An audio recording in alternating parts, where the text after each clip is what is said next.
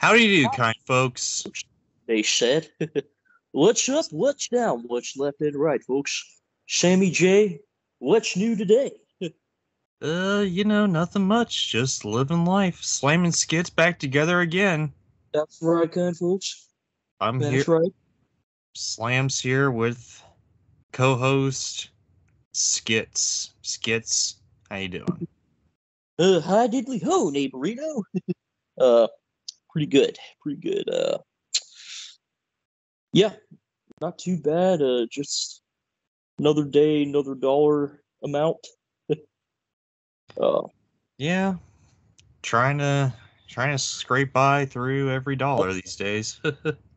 that's the way it's been with this economy, partially, but Yeah, this thankfully economy. there Can't is believe good. we're that old now.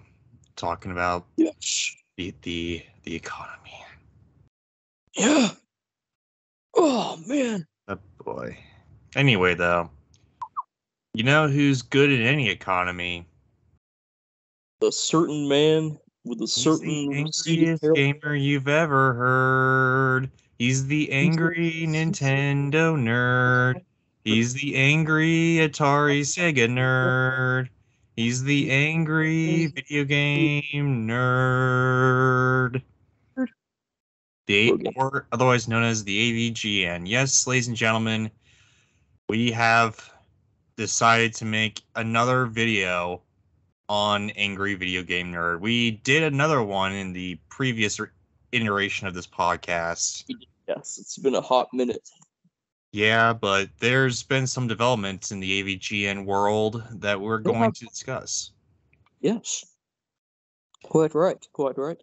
Indubitably. Son, what is your exposure to the AVGN?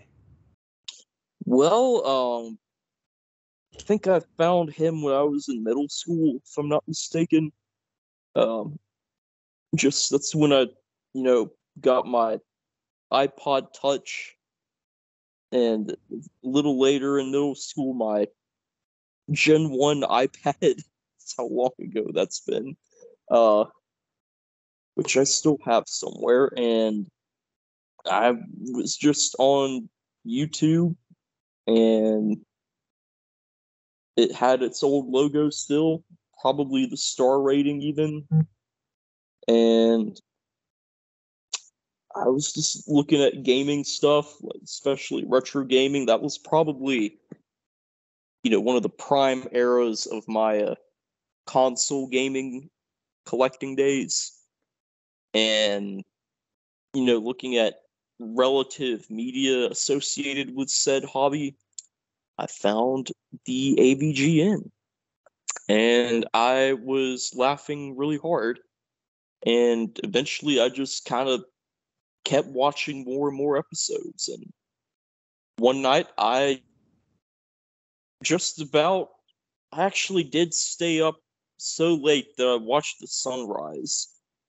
And a lot of that, like when I was having my midnight snack fourth meal or whatever extremely early breakfast, I was watching AVGN on my first generation iPad. Oh man, that brings back memories. Tell you what, You had to talk about fourth meal then? the the Deborah's Diner fourth meal, I guess. Yeah, mine was kind of similar, but I found him on YouTube, but I don't remember how I got a hold of him. It might have been through Nostalgia Critic, which we'll talk about, but I don't remember how I did it. I think it might have been looking for gaming content because I followed. It was like in junior year when I finally got an iPhone. Yep, that's right. So the AT&T like flip phone piece of crap. Yep. The Samsung not so Galaxy phone. Yeah, and then I Yeah. And then I was looking for movie content, and I was like, well, might as well have some gaming content too to keep up with the fast and loose youngins from around my age, and Yeah. might have been in the gaming, might have been in that section or whatever. It was pre pre YouTube Premium, but post 5-star rating. So there's that. Right. Yep. That is correct. And yeah, haven't looked back ever since. I think it Huh. might have been, if I'm not mistaken, Yeah. maybe it was the Big Rigs or Hong Kong 97, I think. Oh, really? It might have been. Any I can't remember any other episode post or pre that, I think. So it might have been one of those, perhaps. Can't remember what I started. Oh, you know what? Okay, I remember now. It was because I watched Mr. Plinkett, which we'll have an Oh, episode entitled to him, but another another Kagian, another Midwest. yeah, that I could see that. Oh no, he's Milwaukee, actually. Milwaukee? Yeah, he's Milwaukee. Milwaukee. 94 Interstate 94 exit for Milwaukee. Oh yes. But anyway, I was watching Mr. Plinkett. In the recommended tab, there was AVGN, and I think it was Hong Kong 97, or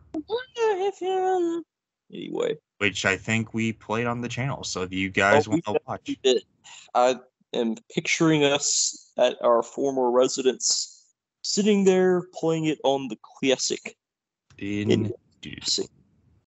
Yeah. So here we talk about the origins of AVGN. See if Skits. We're gonna see if Skits knows anything about it. So, son, let's hear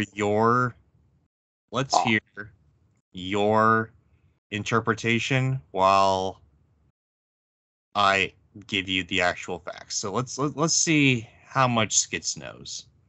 Probably more than you may think. Hmm.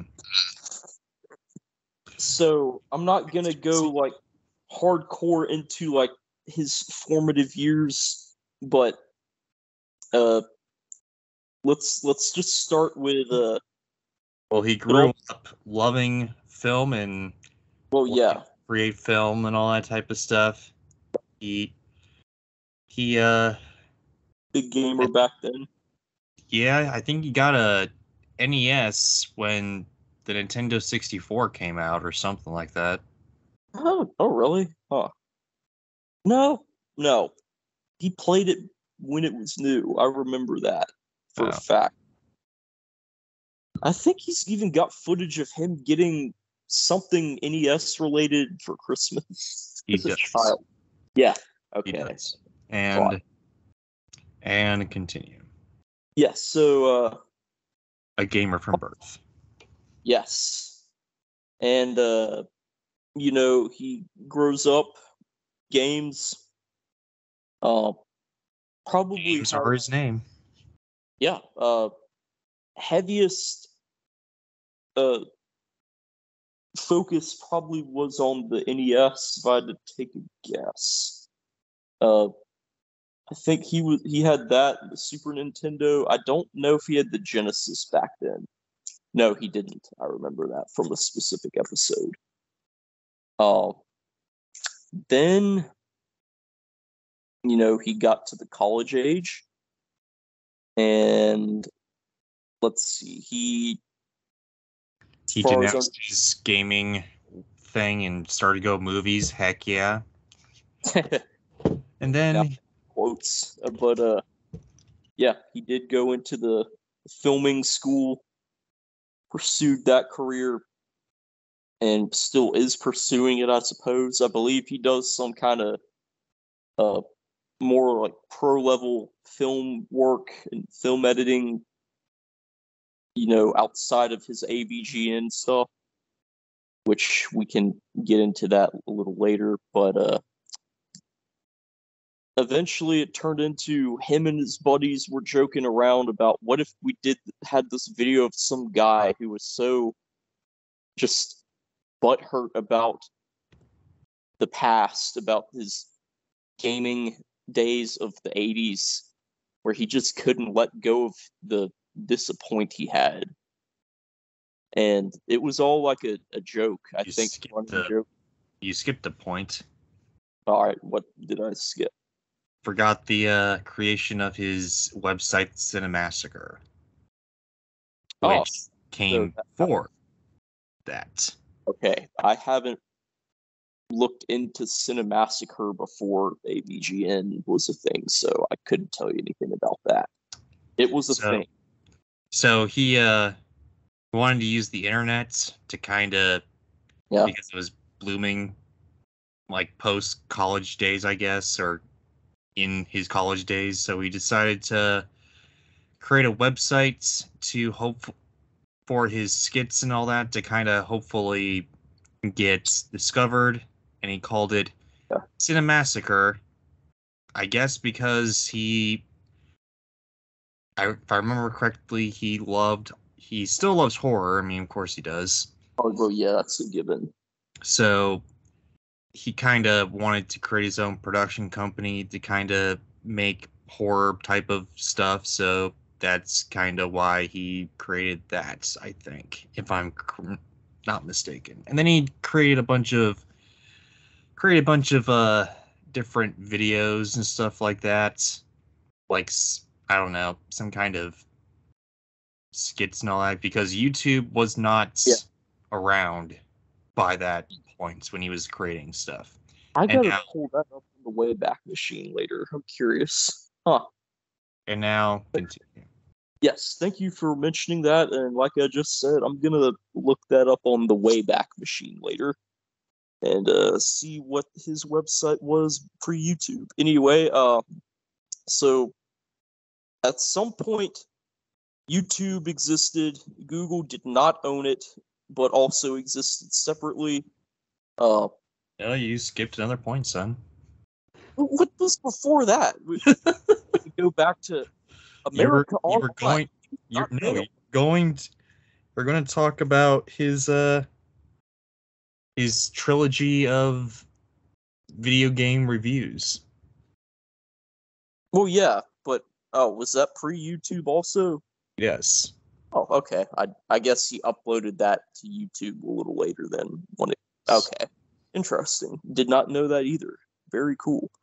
So apparently, pre-YouTube also, he recorded his first video on Castlevania 2, Simon's Quest, which I'm actually holding in its original box without its original manual. And he did that episode without his intro and mostly without any of the nerd isms. Actually, no, you didn't even show on screen. I thought, in the second one, I remember he came back as like, I fucking warned you about this one or something. But it just all starts with, this game sucks. Footage of the game. And then he just goes through it, talks about why it sucks. It's a little bit more like a serious roast. Like it's not as outlandish in a good way. Why are you echoey, son? I'm not sure. There we go. It's not as outlandish as some of the Golden Year stuff, which we'll get to. But it's just he was developing the character. Yes, he definitely roasted it like a pro, and roasted it good. And he wasn't necessarily wrong about the points that he made. So, not that I don't think the game's terrible, but it's definitely not. Of the first three Castlevanias, I would probably rank it as the third. best of the three. So yeah, take it for what you will. Chief, what was the second video he did? I can't remember what he did it on. What? I don't even remember. I just remember his weird youngish face. Yeah, I remember it too. The nerd shirt was a bit more wrinkled looking. Tell you what, we can find out. Oh yes, where I'm looking up right now. So. And as am I. And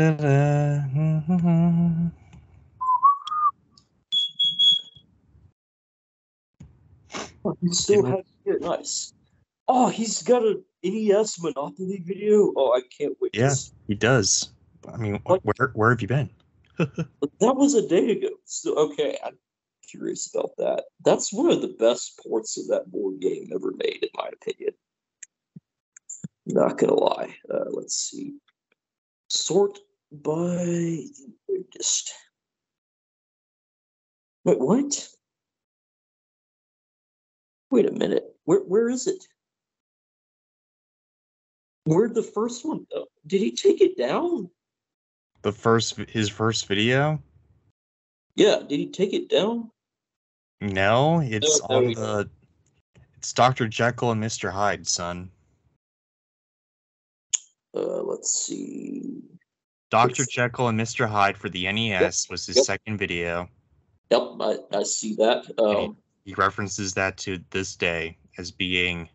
Yes, it is a very it's like a very, what's the word I'm looking for? Like the thing yet you compare other things to. Yeah. It's the example that he compares everything to on how bad it sucks. Like, is it sub hide or a post hide? You know, like how much Jekyll does this game have? Then apparently it was the Karate Kid. Oh, okay. So what happened was. Tell us. Yeah. He did two, and he posted to his website as a part of like compilation tape with other short films directed by him and all that. And they were like, "Yeah, might as well do like a trilogy of this and just move on." And then he did the Karate Kid, but then the series took off, and he was like, "Oh wait, people are actually enjoying this, and I'm getting money out of this." It's He's got multiple millions of views on all of these. Yeah. So he uploaded the first couple of videos in 2004, and then he uploaded the rest of the. Then he uploaded Castlevania 2 and Dr. Jekyll and Mr. Hyde on YouTube in 2006. Oh my god, that was 17 years ago. Yes. I cannot believe I'm seeing something on YouTube that says 17Y ago. That oh my god, what's happening? Dun, dun, dun. No wonder he's losing hair. Oh yeah, but we'll get to that. But then Karate Kid, it took off, and he decided to make other videos in this series. Indeed, he did. Rabbit, TMNT, Back to the Future, and he started putting in skits as well into his videos. Yeah, little by little, he kind of added more as he went. Indeed, and this is considered to be the golden age of the AVGN. Yes, this and like the next few seasons, I guess, if it's what I'm thinking of. Yeah, that is like some of the funniest shit he's ever done. Oh man, like Rocky on the NES comes to mind. So he's done a lot of. So there's been a lot of memeable aspects to the AVGN. Oh yeah, tell you what. Including, but not limited to, taking a dump on games and all that, like not actual defecation, but like Fake. it was fake enough that you knew, but it was real enough that you were That like, it- is that real? The feeling of like, what a dump.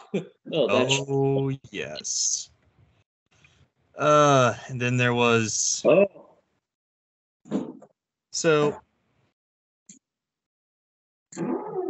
there's also yeah. is that the one?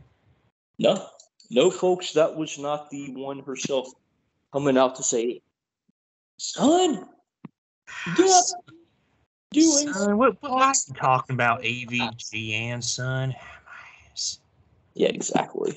There's but there's Bugs Bunny. oh man, that's just a classic. That's what he says. Mike Just like McKay also kind of helped in the creation of these videos. Wasn't Mike the guy in the Bugs costume? Mike was the guy in the Bugs costume, yeah. Yes, that, and we'll have more on him. There's also this pickle that, yep, that just said that multiple times. Yeah, And then, good episode with him is the Magnavox Odyssey one. That's a good one. So here's the thing too. In this iteration of AVGN, he was called the Angry Nintendo Nerd because he loved Nintendo. But as the series kind of grew, and as started to get more attention and all that and whatever, and started kind of run out of Nintendo stuff. For the moment, he definitely didn't as time went on, but yeah. He rebranded to Angry Video Game Nerd because it gives him more flexibility, so he can do whatever game he wanted, but also he didn't have to get sued by Nintendo when eventually they would start cracking down on their property and all that. Nintendo in the video. Nintendo, that word's copyrighted. Oh yes. Yeah.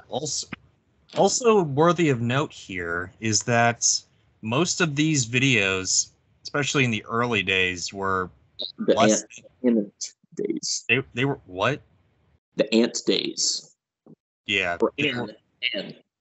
They were less than 50. Most of them were less than 15 minutes long, and that's only because YouTube would only allow videos not like 15 minutes or less, especially back in those days. Yeah, people used to have like these multi-parters for a topic that took longer. Be like, camera noises from 10 years ago, and we'll be back in part 2. Like his Bible games, like his last one on Bible games was it was 21 minutes, so he had to kind of cut it in half. Right. But he also did other things like but sometimes he would also do some other interesting things like after season 1, then he started to become AVGN because he did other things like Atari 5200 and Teenage Mutant Ninja Turtles 3. Like, stuff that he liked talking about, but not necessarily game related or even Nintendo related. Like sometimes he would do Nintendo accessories like the Power Glove. Well, that's a classic That's a classic episode there. And yeah, it kind of so here's another deal here. Yeah, what's the deal? if you go on to the Reddit for AVGN, for some Reddits, you would see that there's a lot of people who long for the good old days of the AVGN. They're talking about season 1 AVGN. Because season 2 onward, he started, uploading to not only YouTube, but game trailers website, where they kind of helped him gain more money and more, all that type of stuff, which I don't see a problem with, but people have a problem with it. Some people have a problem with it. Is that website with the bomb logo? With the bomb logo? I don't know, but there was something where I used to remember his videos had, it was like before or after the cinematic her song came on. I gave it lyrics. Anyway, there was like a bomb in another website name.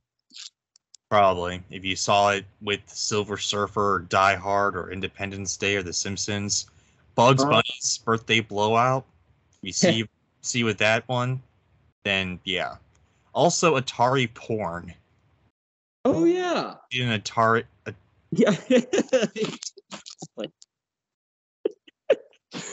I didn't even know this one existed. It's not available on YouTube, but it's available through the Cinemassacre website.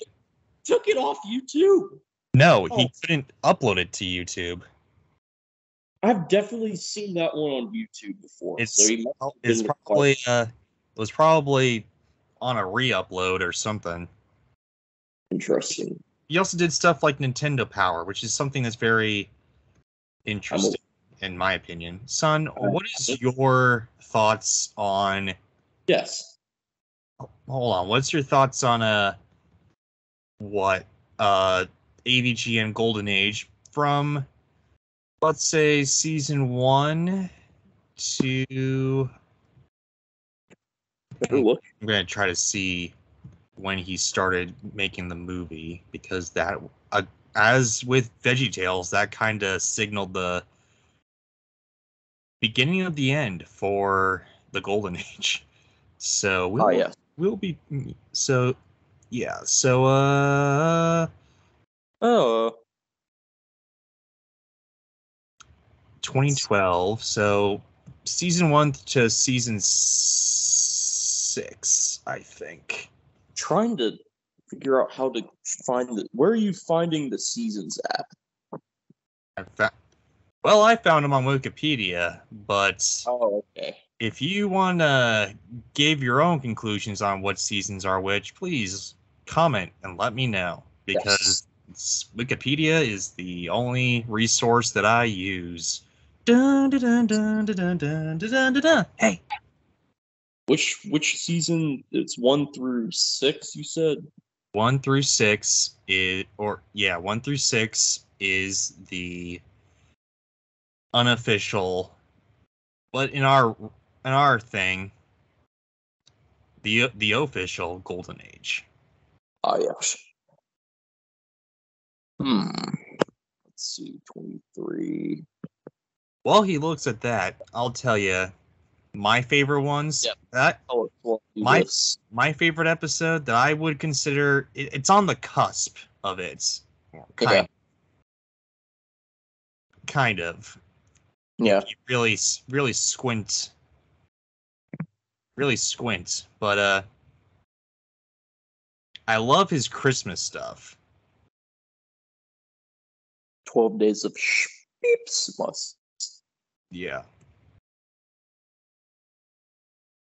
I really love his Christmas stuff that he did. Bugs Bunny's a classic. Yep.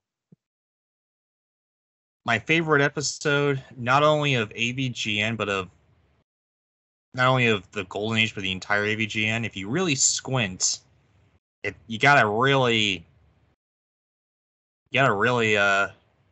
squint hard for it. It is technically in season 9, but it's so good that I consider it to be an unofficial thing of the Golden Age. It's the Hong Kong 97 one. which is his Unrated. reaction. He doesn't really do a whole lot either. He just lets the game kind of show for itself why it's so terrible. Yeah, there's another one I'll mention in a moment that's a lot like that in that regard. Whenever you're ready. But also, another one that I going down the rabbit hole again, but another one I like is the Seaman. The Seaman one. With someone was a narrator. I forget who it was. Leonard Nimoy. Yeah. Yes. And it's like, your seaman has unfortunately died. Like, wow. And Shatner was still. But if we're exclusively in the AVGN golden age, I would say Rob the Robot's up there too. Yep. Because I didn't even know. I didn't even know that, what that was until he showed me the way, I guess. Oh, I see. Dr. Jekyll and Mr. Hyde revisited. Yep, I remember that one. You got your favorite, son? Here's one that I'll mention. One that I remember. Oh, no, hold on. I'm sorry. I forgot. Oh, okay. Plumbers don't wear ties. That's probably my favorite. Yeah. That's another one that he just lets the game do its thing. He doesn't really do a whole lot of. I think where he excels is like letting the game kind of breathe and let it do its own kind of funny thing there. Yeah. And then, I mean, of course, Bugs Bunny, hilarious. Defecating on a game, hilarious. Destroying a game, hilarious. Ass! That's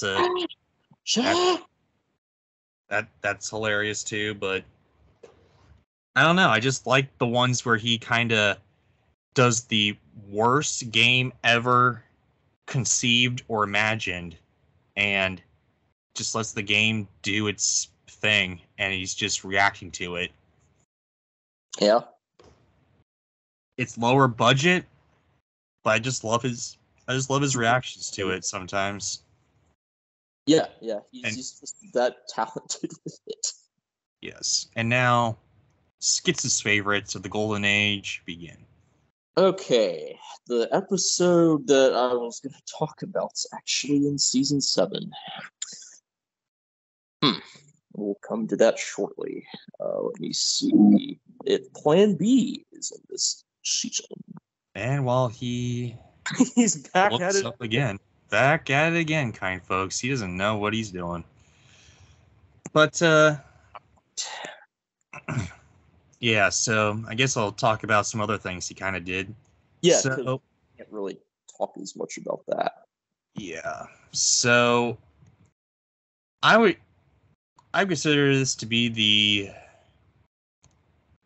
golden age of James Rolfe himself. That's his real name, actually, James Rolfe. I don't know if we actually talked about his actual name, but yeah, it's James Rolfe.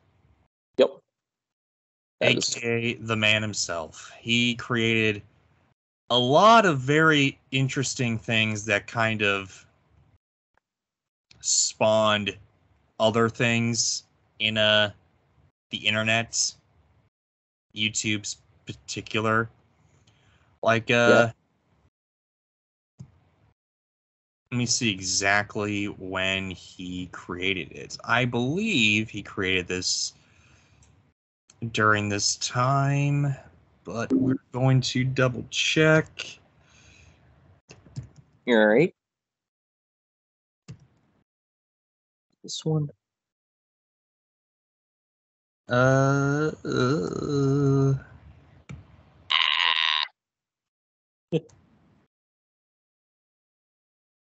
Yeah, it was during this time. So he created this very in conjunction with the AVGN. He also created this other series called Board James. Yes. Which is, I would say It's funny. it's I don't know why. I personally like it. I think I like it better than AVGN. I'm not gonna lie. For me, it's a very close second. Yeah, I wish it's that back going again. It's very good. It's like starts off. It's like it starts out like just a regular guy, doing board game reviews and all that stuff. But then as the series goes on, he kind of creates this whole other side of it, which is kind of the inspiration for what I want to do eventually. I mean, I'm nowhere near capable of doing this yet, but I want to. What he did is review the board game, but he also implemented like overarching like episodic series. Not episodic, like a serialized series within board games. Like maybe he's kidnapped people. Who is he? Why is he reviewing all these board games and all that? And he's implemented little seeds like that throughout the series. Then it culminated in like a huge series finale, and he hasn't returned to it since, except for like maybe some cameos from other AVGN stuff. But yeah, that it's very well constructed. Let's put it that way. Yes, and I may have an answer now. Oh, you finally have an answer. Ladies and gentlemen. My second favorite episode is also not in your defined golden years, apparently. So, I mean, yeah, here's the thing. Season 1 is fine. Here's the thing, though, too. Season 1 is fine. It's just not as iconic as some of the stuff he would later create. Oh, yeah. What's your favorite episode, son? So from between seasons 1 and 6, I think I'm gonna have to second your plumbers don't wear ties. I definitely remember liking that one a lot. Why is there a panda floating above someone's head? I'll never forget. Then they start doing this random bull crap, just like running around all over the place. What the hell? The hell is this? What were they thinking? That and I remember the Back to the Future one also being pretty good. With the gonna take it down the toilet bowl, gonna take it down for the toilet bowl, the song. Anyway. Yes, indeed. But yeah. Two favorites are 7 and 8. And yeah, so we'll get to that momentarily. Board James. Why did it have to end so soon? Board James, what? Why did it have to end so soon? Indeed. Apparently he got real tired creating this show. So, oh, okay. I've heard in like bonus content and all that type of stuff that he uploaded to his second channel, Cinemassacre Clips, I think. He just he got fed up and tired of the character and like he had to create all these huge, gigantic things that he would eventually do and all that for this series. Yeah. True. He was also about to start developing his AVGN movie. So it was like all this stuff, plus the movie, plus regular episodes of the AVGN. It was kind of crazy. So it was like, I had to cancel it. Yeah, I feel like maybe you personally could relate to the feeling he had there. Oh, yes. Which one? Exactly. Which one? Yeah. Which feeling will I relate to? I was referring to the content creation overload, but it's like this one and that show, this episode, and the character. Yeah. Yeah. Yeah, I mean, if you're the the writer and director of and producer basically of an actor actor of three gigantic things, really, yeah. it's gonna be really taxing on you. Yeah, and not to mention he had a wife and kids. As far as I know, Oh yes, he did. He He uploaded married his wife in 2007. Okay.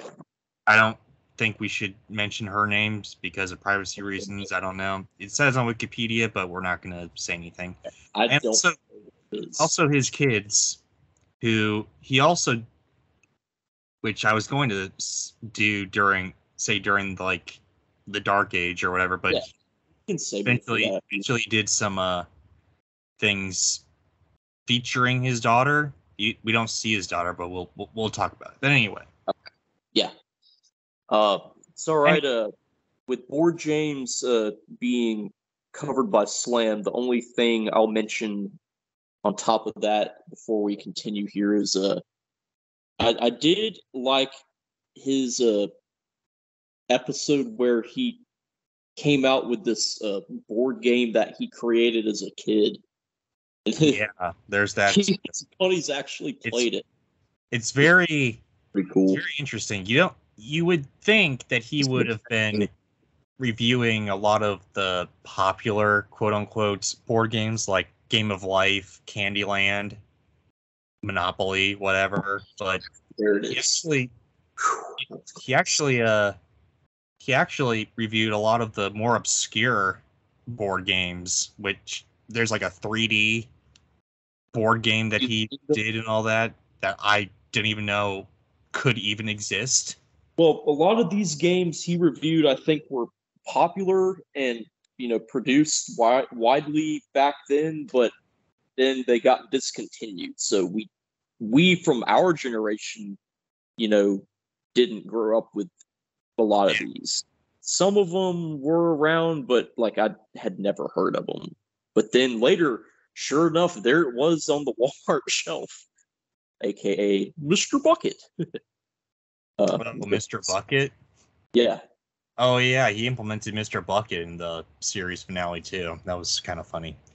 Yes. But anyway, though, yeah, another big, huge thing that he kind of did, something that's near and dear to my heart, something that I've kind of ripped off from him on the channel itself. Oh, we all know, and it's where Slam says a certain G word incorrectly each and every year. No, that actually was was an experiment that kind of didn't really pan out, but maybe, hopefully, it'll pan out on the channel this year because I've got a lot more time and less college garbage. Way less college garbage. Zero college Massacres, Monster Madness. What is Monster Madness? It's the greatest thing ever. I think it's his creme de la creme. His magnum opus. I think it is his magnum opus. It's like Mario for Illumination. Yeah, kind of. It's except for you. Not for me.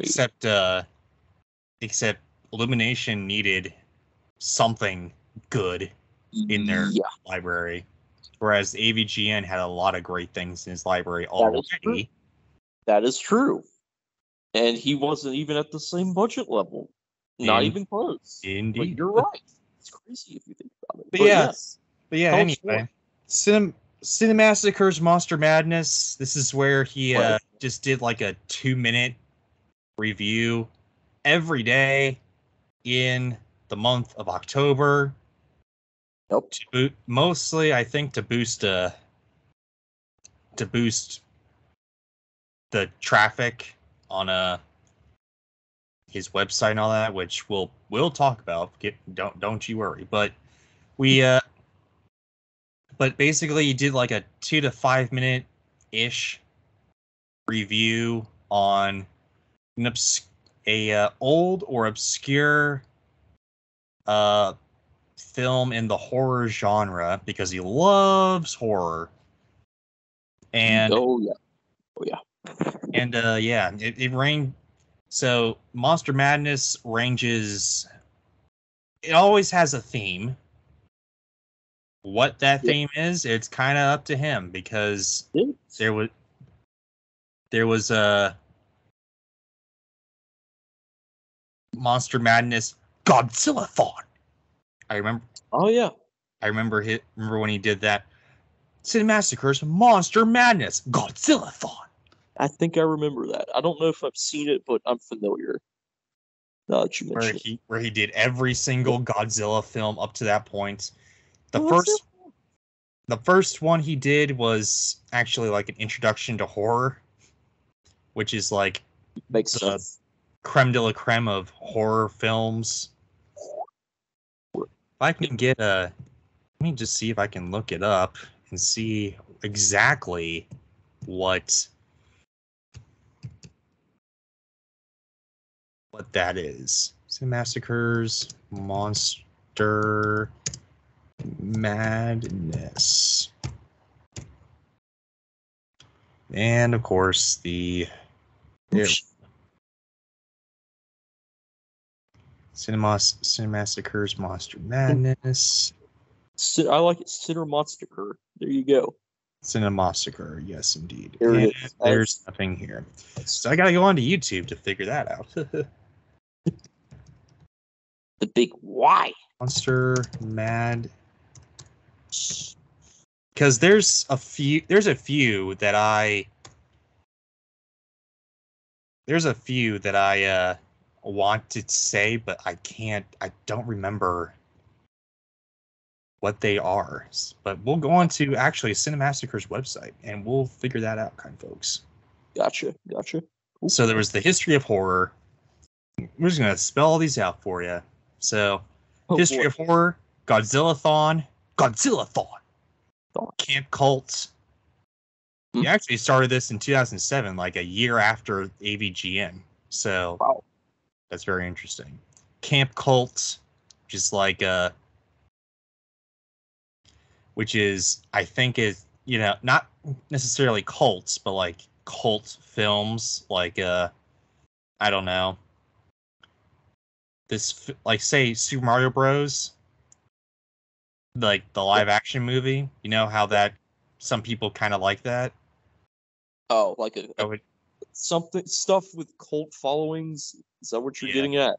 Okay. It's something with like a very, very low followings, but they're high. I don't know, that type of thing. Like I get the idea. Like low in the general public sense, but the followers it does have are like hardcore about it. Yeah. Cult There's sequel-a-thon. I guess sequels of movies he talked about already. Okay. 80s-a-thon. Yeah, word to your... You did, yeah, word to your mummy.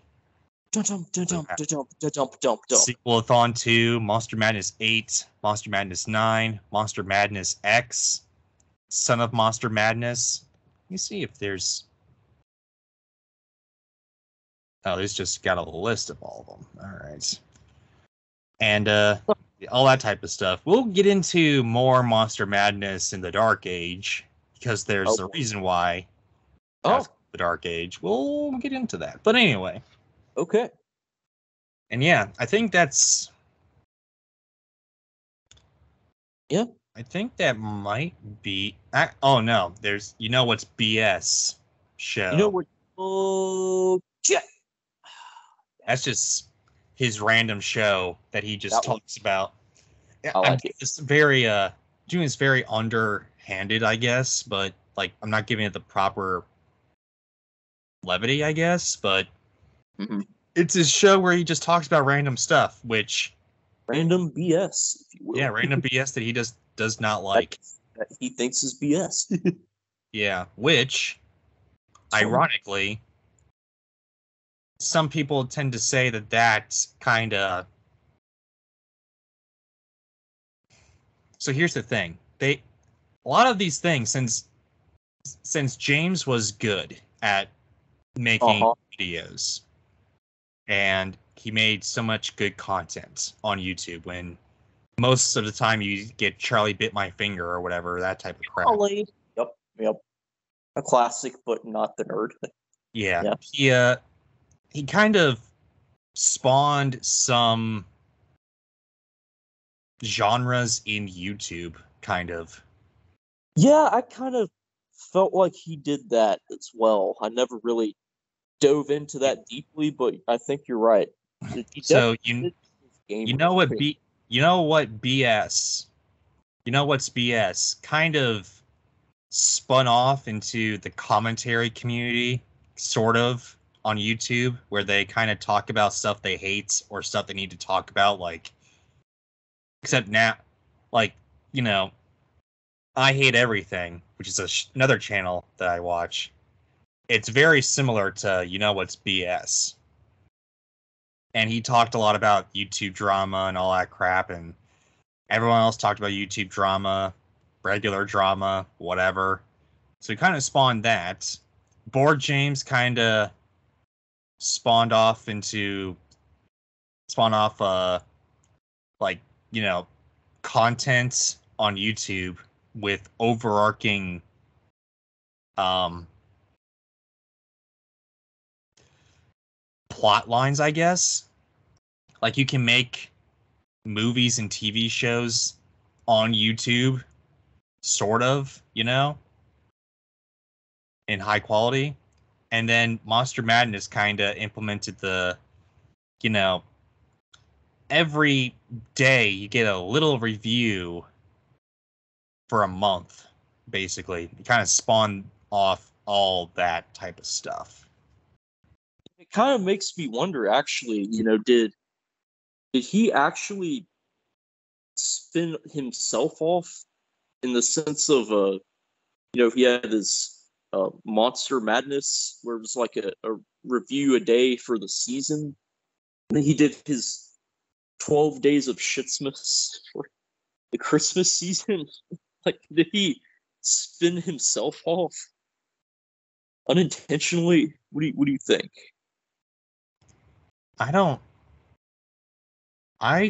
know. I do know that the reason why he did that, actually. Oh yeah. It's because here's a little peek behind the curtain of YouTube. If any of you guys want to come in and, do some YouTubing, Yeah. December is the biggest time to, like, make content, because there's so many people just sitting at home doing nothing, basically, while on Christmas break, or trying to de-stress from all the, like, tests and stuff and exams, that they're going to go onto YouTube more and TikTok more and all this other social media stuff more. So the more videos you upload, the more you're going to get seen, the more the algorithm likes that, the more you're going to, it's like a domino effect. So December is the biggest month to December and October, basically, are the biggest months. October through November are the biggest chunk of months to upload content to YouTube.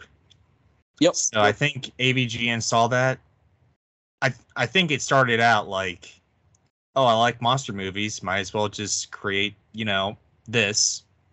Yeah. But then he continued to do it because he did so well, because he kind of tapped into something that he wasn't aware of, and it was that everyone's home, really.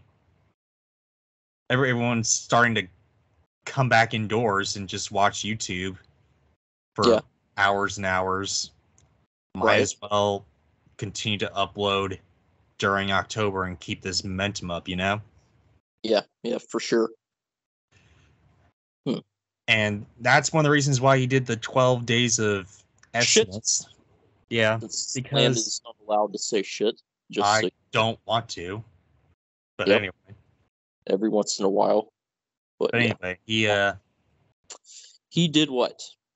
Reason why he did the 12 days of, that is because he figured out that you upload more content in December, you're going to get more ad revenue. So he did that. It was hell on him because he had to upload and edit all these game reviews in like a 12-day span. Yeah. So it was a lot. It was like most of one of the seasons. It was like, could have been, yeah. It was like season 8, I think, or something like that. It was like the 12 days of Xmas and then maybe 4 other videos, and that's it, which is surprising. Yeah. But we'll get to that. And but yeah, AVGN kind of spun off a lot of other angry reviewers. Without AVGN, we wouldn't have the Nostalgia Critic.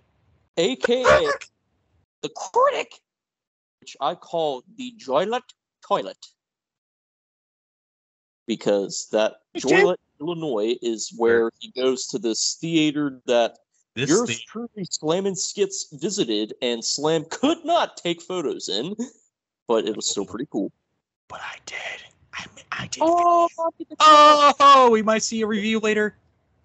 Yes. Anyway, Joylet Toilet for that purpose, and it rhymes. But yeah, I gotta say though, that theater was really sweet. I can see why he goes there. But yeah, I did the wall and I sung. Ah! Oh wow! He coughed. So yeah, without AVGN, you wouldn't have Nostalgia Critic. We wouldn't have many other angry gamers. We wouldn't have what spun off from Angry Gamers, BreadTube, which was video essays. So yeah, AVGN led the way. More or less, kind of redefined YouTube as a platform to create quality content. Yep, a pioneer riding that virtual horse pulling the chuck wagon. Yeah, I mean, of content. Oh, you know what? You know one of the reasons why I probably like Plumbers Don't Wear Ties more than any of his other stuff? Why is that? It's probably because it's more of an essay rather than... Is it? It's more of an essay rather than any other skit type of stuff, because he's just talking about the game and what's going on in the game. Yeah, it is more of a although most review. That's true. Most video essays these days tend to have like a lesson or something, like, oh yeah, so Yoda in Attack of the Clones represents patriarchy, and the Fall of the Jedi represents, I don't know, the end of capitalism or something like that. I don't know, like some bull crap like that. When in actuality, I'll tell you what, they actually do enjoy Attack of the Clones. I mean, they don't have to have like a allegory or whatever. It's just, they just like the movie. Can you just like the movie? Anyway, though. Yeah. No offense to any of those other people. I'm sure there's allegories you can pull from anything, but I mean, there's some things that are just like, okay, calm down. Calm down, some movie reviewers, I'm just like, okay. Some video essayers, I'm like, okay. That's a little too artistic. That's a little. You're grasping at straws here for. Although I think Attack of the Clones kind of represents something about 9/11 or whatever. I don't know. Okay.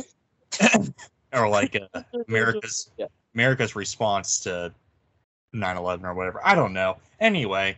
Onward, and upward. Exact point given. There you go. Like, what the hell? Yeah. I don't know. It's yeah. Anyway, Nostalgia Critic. Yeah. Toilet. Yep. I've seen I- reviewers kind of deal with that. Anyway, Nostalgia Critic did that. What else? Like came from this. The There irate was a gamer. lot of irate gamer who turned out to be after like completely stealing from AVGN Yeah. to his He's got own. videos, but they're not all like hilariously classic. But yeah, he He turned was. into his own person. Yep. Finally, The other John guy. Trump, John Tron came from this thing, which Yeah. there's some stuff about John Tron, I guess now, but we're not going to deal into that. Whatever. Is No, he one, was. What? there's one more in particular. What is it? Angry Joe. There's Angry Joe. Spawned from this too. Not who I was thinking of. What is that guy's name? AVGN Nintendo World Ego Championship. Raptor. That's the guy, but what this is Pat the NES Punk. There it is. That is who I was absolutely wanting to mention. There we go. What? Pat the NES Punk. Oh, okay. Great channel. Who is who? Oh. There's these French people that also took inspiration from AVGN, which I have never heard of. But we'll kindly move on from that. So yeah, he kind of spawned a lot from AVGN. Rose a lot of like real big genres on YouTube. Without AVGN, there wouldn't be all these creative people doing their own genre-like things on YouTube. Commentary community, BreadTube, essayists, or reviewers on YouTube in general. Like I would say too, like he spawned off like the reviewer in like on YouTube, like Jeremy Johns or my beloved Chris Stuckman, if you will. Oh no. Oops. Yeah, they just did the they just had the smaller budgets and they just talked about it. Kind of like how AVGN did Plumbers Don't Wear Ties. He just talked about it. Yeah. Yeah, pretty much.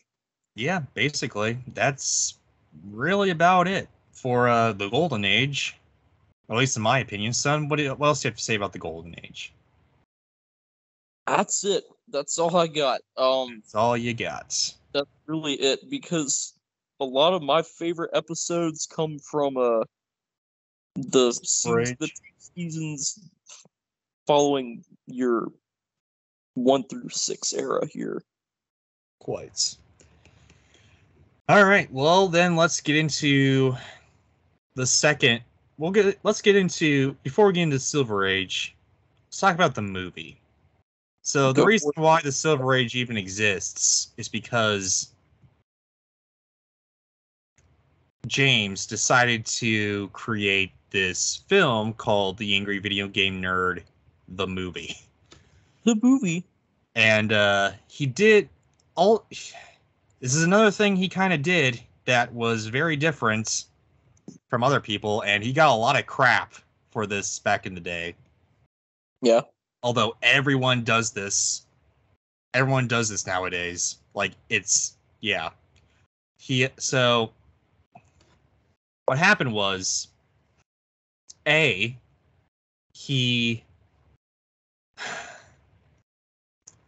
created like a GoFundMe or something to like fund his movie.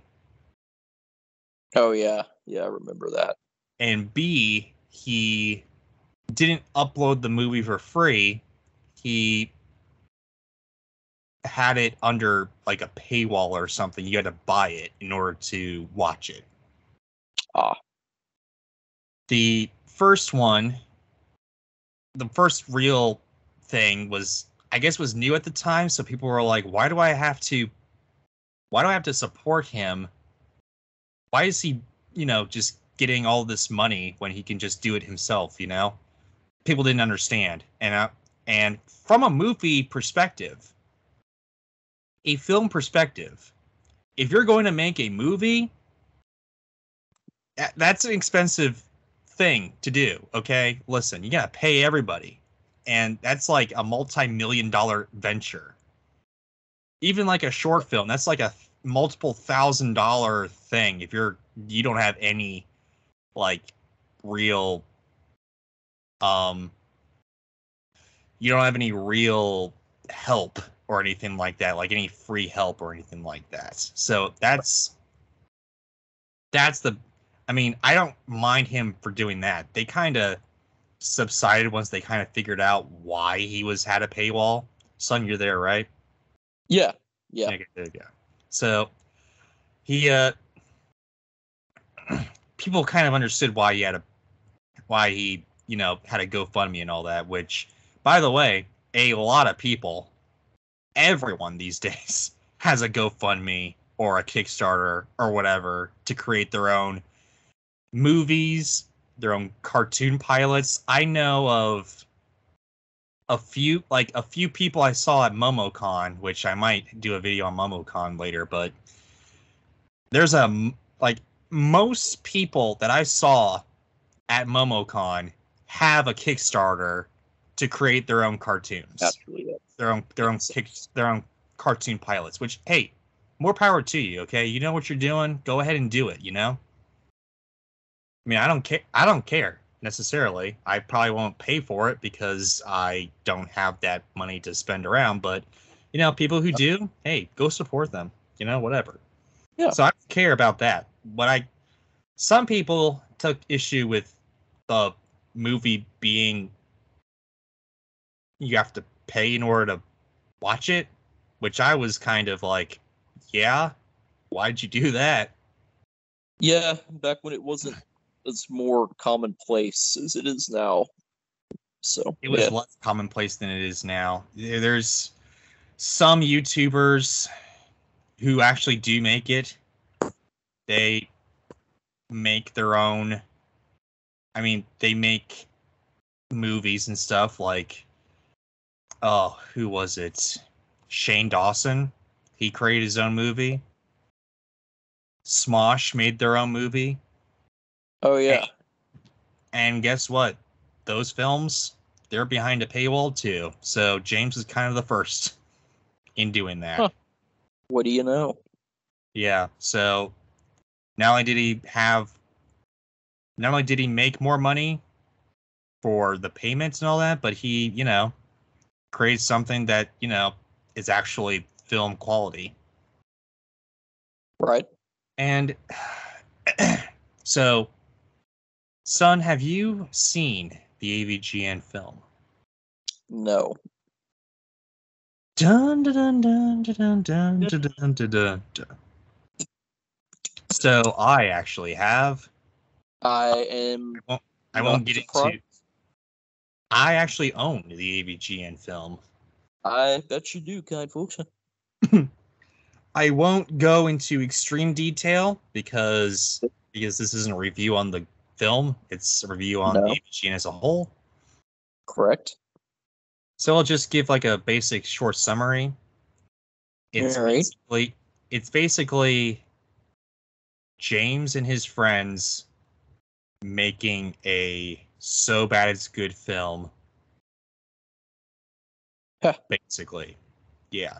It's got a lot of charm. Some people compare it to Nostalgia Critic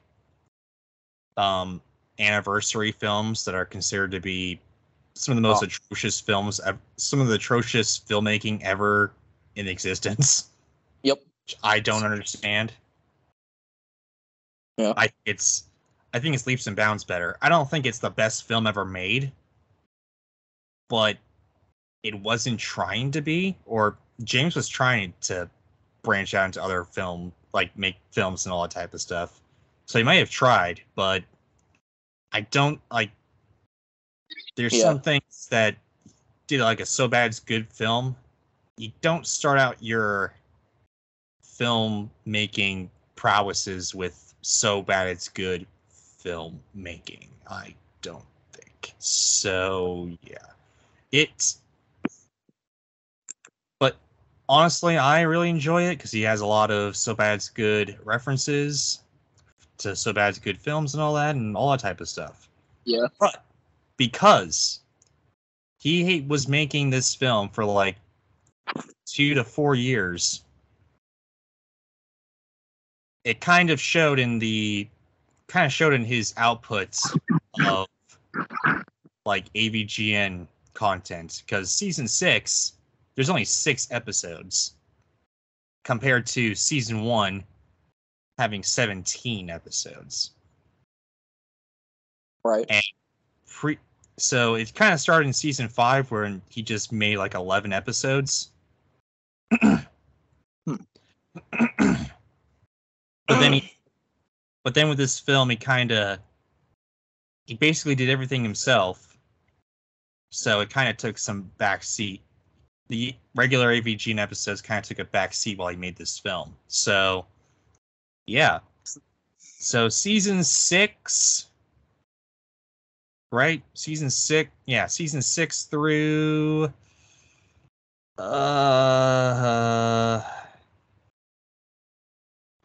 hold on, I need to just double check when a certain company took him over. I see. And then okay, so I think it was 2018 or 2019. Yeah. So season 6. Oh, here it is. Yeah, so it's season 6 through, I'm gonna say 2018 roughly. Okay. Yeah. Yeah. That's about right. No, season 6 to season 12, because season 12 they did something else. They kind of spelled the end in the Dark Age or whatever. But yeah, so here's the thing. The seasons came out, like the episodes came out a lot lighter. They weren't,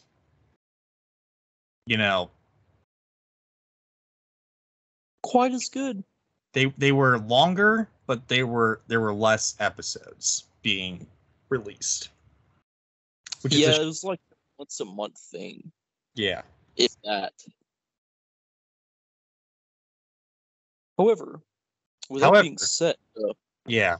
However, with that being said, with all the breaks he was doing, it was uploading like, it wasn't uploading regularly. It was like once in a while type of deal. But some of the best episodes, in my opinion, my 2 favorites, period, are from this era.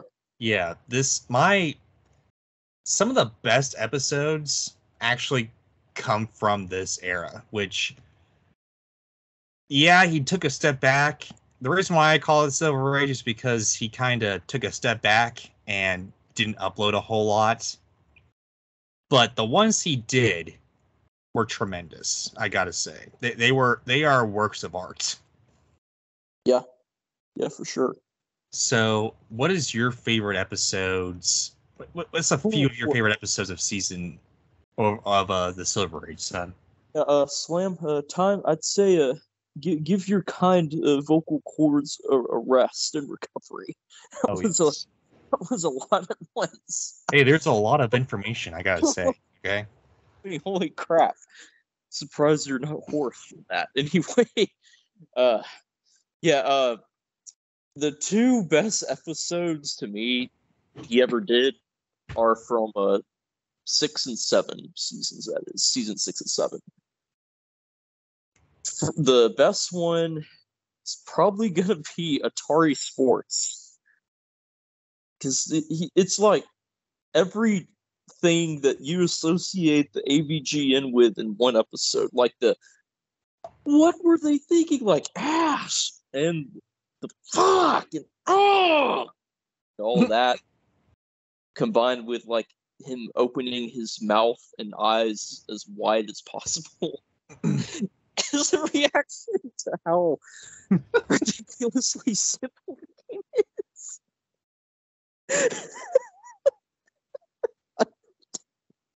Oh god, it's the best picture. It's like mini golf or golf. It's either golf or mini golf on the Atari 2600, and it's just like he just tries to hit the ball, and it goes like an inch to the left.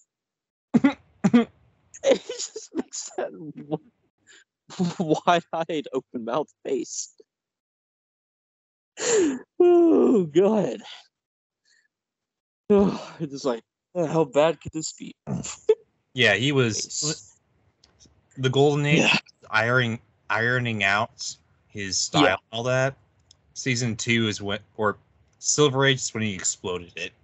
Yes, that's the funniest thing he's ever done. Oh man, I may have to watch that later. It's that good. One of my favorites is actually the making of an AVGN episode. That one was funny as well and informative. It's more informative than funny because it takes and another reason why he uploaded like 5 or 6 in upcoming seasons is because this crap takes a lot of time. Yep. At the level he was doing it there, like that's a lengthy process, and that's when I really realized, holy crap, this YouTube platform it's evolved into something different. That's what I thought about it too. It's like this is a whole like production. Like he's doing a whole production. Skits and Sasha as Wise and Georgie anymore in 7th grade. It ain't that anymore. It's different. Good episode. I think my second favorite of all time comes from the following season, which is 7. Where he does the Rocky and Bullwinkle NES game, and just one of the best lines he's ever done is, "You don't want to fuck with the moose throwing bombs." It's so outlandish and ridiculous just to think about. Oh yeah. Man, it's still not as funny as Atari Sports though, but it's still pretty good. So some of my favorites again are more him just commenting and letting the game kind of do the work for him. Big Rigs is probably my favorite episode of all time of SFG, or no, SFG, AVGN. Rigs. He's just having a ball. He's just sitting there and he's just playing this half created game, and it's even half. I don't even know. He's just commenting on it and he's just having a ball. Okay, listen, great. Yeah, especially going reverse, as we found out ourselves. Oh yes, Nintendo World Championship, another favorite. Pat the NES Punk. Desert Bus. Oh yeah, that was Penn and Teller's. Penn and Teller's Desert Bus, yes. Like a game that was like a not a political statement, but it was like a. It wasn't a political statement. It was just them trying to. Satirical. That's what I'm looking for. Yeah, it was satirical. Yeah, they literally. So what happened was, the most bizarre game ever I'll mention this because it's just that bizarre. They made it look too realistic on purpose. Yeah, it's this game where you literally have to drive a bus. You can't just have it go tape the controller down and do all that. You gotta sometimes it moves over to the left and you gotta move it back over to the right. Yep. Like in real life. Oh yes. And run out of gas. It's just a straight path from Las Vegas to LA, I think, or something like that. That would make sense. And you go the same. You just drive this bus, and it's actual, like, takes the right amount of time for you to drive from Las Vegas to LA. Whatever point time. Yeah. And another thing is and you have to and you have to drive all the way back. And yeah, and another thing is I recall you can somehow run out of fuel. That too. Or it's either that or you crash it. It's one or the other. But whatever happens, you have to sit there unable to drive it and wait a realistically long amount of time for the tow truck to arrive. And then it tows you all the way back to the start. Oh no! Oh no! That sounds horrible. It is. I mean, that's part of it. It's part of life. Life, the game. Yeah. But anyway, another one that I love, Hong Kong '97, that we played earlier. Yep, we played that one as well. Seaman. I think that's another great episode there. I have to find a copy of that one day and experiment with it. Seaman? Yeah. Interesting. All right. Polybius? I think that's my favorite that he put the most production into. A lot of production for a game that isn't even a thing. However, do you remember who he guest starred? I'm doing the Stewie Griffin Caillou pump. Who did he guest star? What? I'm doing the Stewie Griffin Caillou excitement pump thing. For what? Hey, who his guest star was for that episode? Remember at the end of that one, he goes and Mike Tay encounters the game. No. No. Far superior being to boring ass Mike. I'm sorry, but it is what it is. He's stuck. Yes, exactly. He's the club Stuckman. We'll get to him. Not yet. We'll get to him. Oh boy, this is the Dark Age. We'll get to him. But anyway, who guest starred? Chucky from TNT Amusements. Okay, I don't know who that is, but the guy, arcade guy in Pennsylvania. He's got the infomercials from early 2000s. The one actually met this guy one time on a business trip for me. He made a video for me. That's good for him. If you don't remember him, then we'll look into him in the future because we could talk about him. But yeah, Sonic 06, great video as well. Yes, and there's the Game Boy accessories. I really like that episode. I don't know why. It's so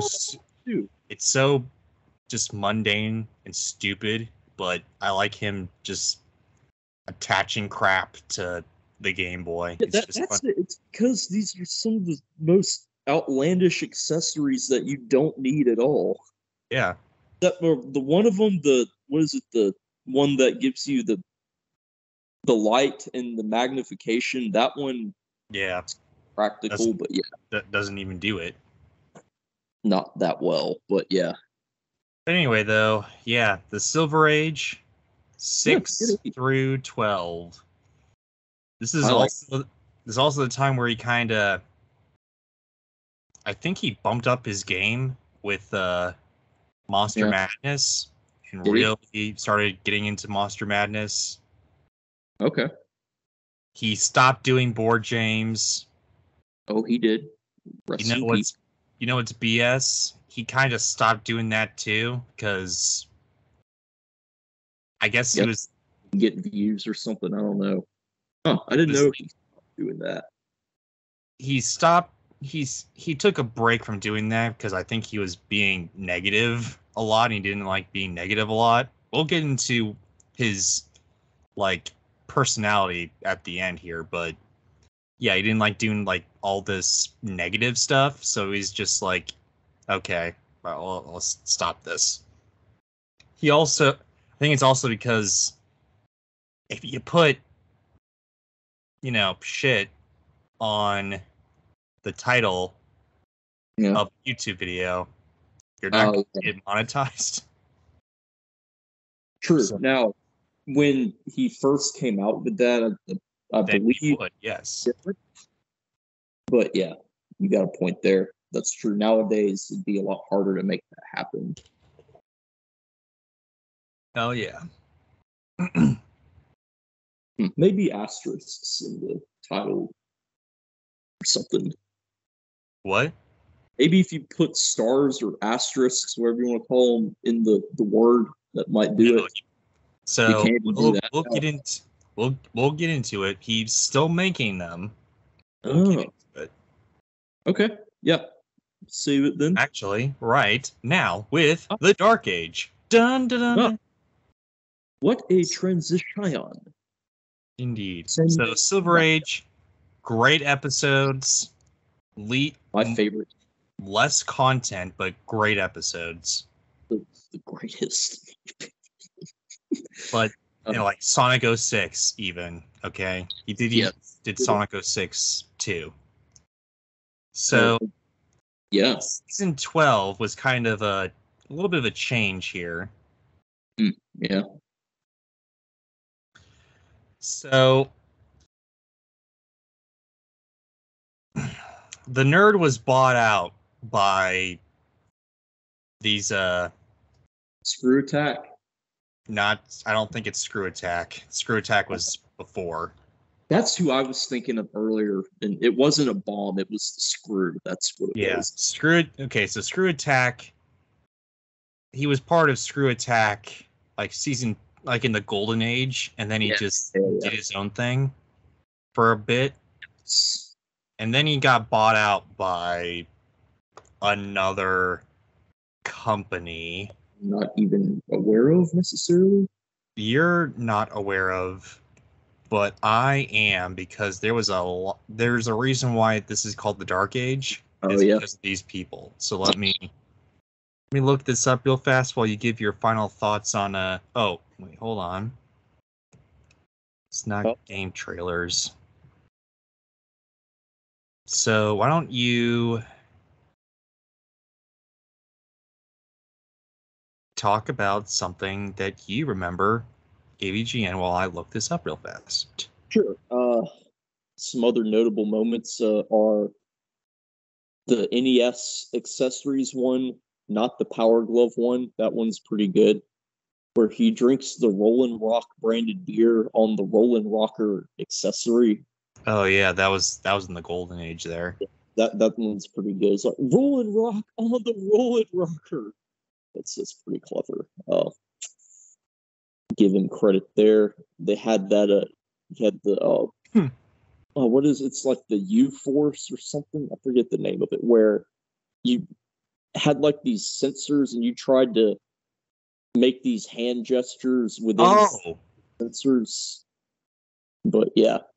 What did you? No, we forgot about the games, because the games were created during the Silver Age. Oh, really? Okay, I thought they were coming up, but okay. No, like the Deluxe Edition came out in 2020, but the 1 and 2 came out in 2013, 2016, respectively. I remember they came out on Steam, I think. Did you ever play those games? Actually, no. I haven't either. They're very NES inspired. Yeah, that was a big thing in the 20 teens or 2010s. So like a lot of that throwback to the 8-bit stuff starting to shift with the generation shift a little bit nowadays. But yeah, that is true. He had that 8-bit uh, retro type art style.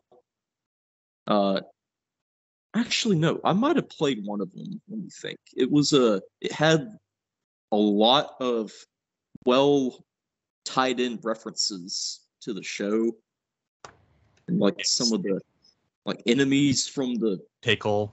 game. Yep, the shit Bugs pickle. Bunny. I'm pretty sure Rob the Robot appeared at some point. That would make sense. Probably.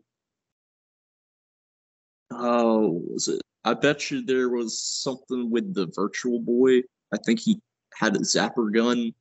Yeah, so just AVGN canon, if you want to get technical with the terms, was greatly used in those games. And as far as I know, they're all sort of the same thing. It's like the second one's like a continuation of the first, essentially. From what I remember, I could be totally wrong though. But yeah, leave there on Steam. Last time I checked, you could still get them. So yeah, right. check it out. Indeed, and I found them out. Nice.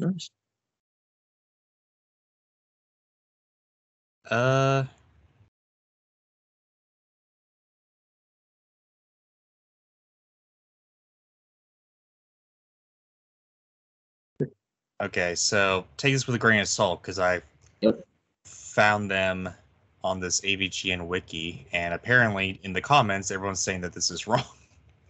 Oh, but this is the name of the place, so we're just gonna go off of what, if I can get off of this. So there we go. So I don't know exactly when this transpired or how it transpired, but Cinemassacre was bought by like a Screenwave Media. okay. Never heard of them, but yeah. It's a I think it's a multi-channel network or something. It's one of those kind of thing.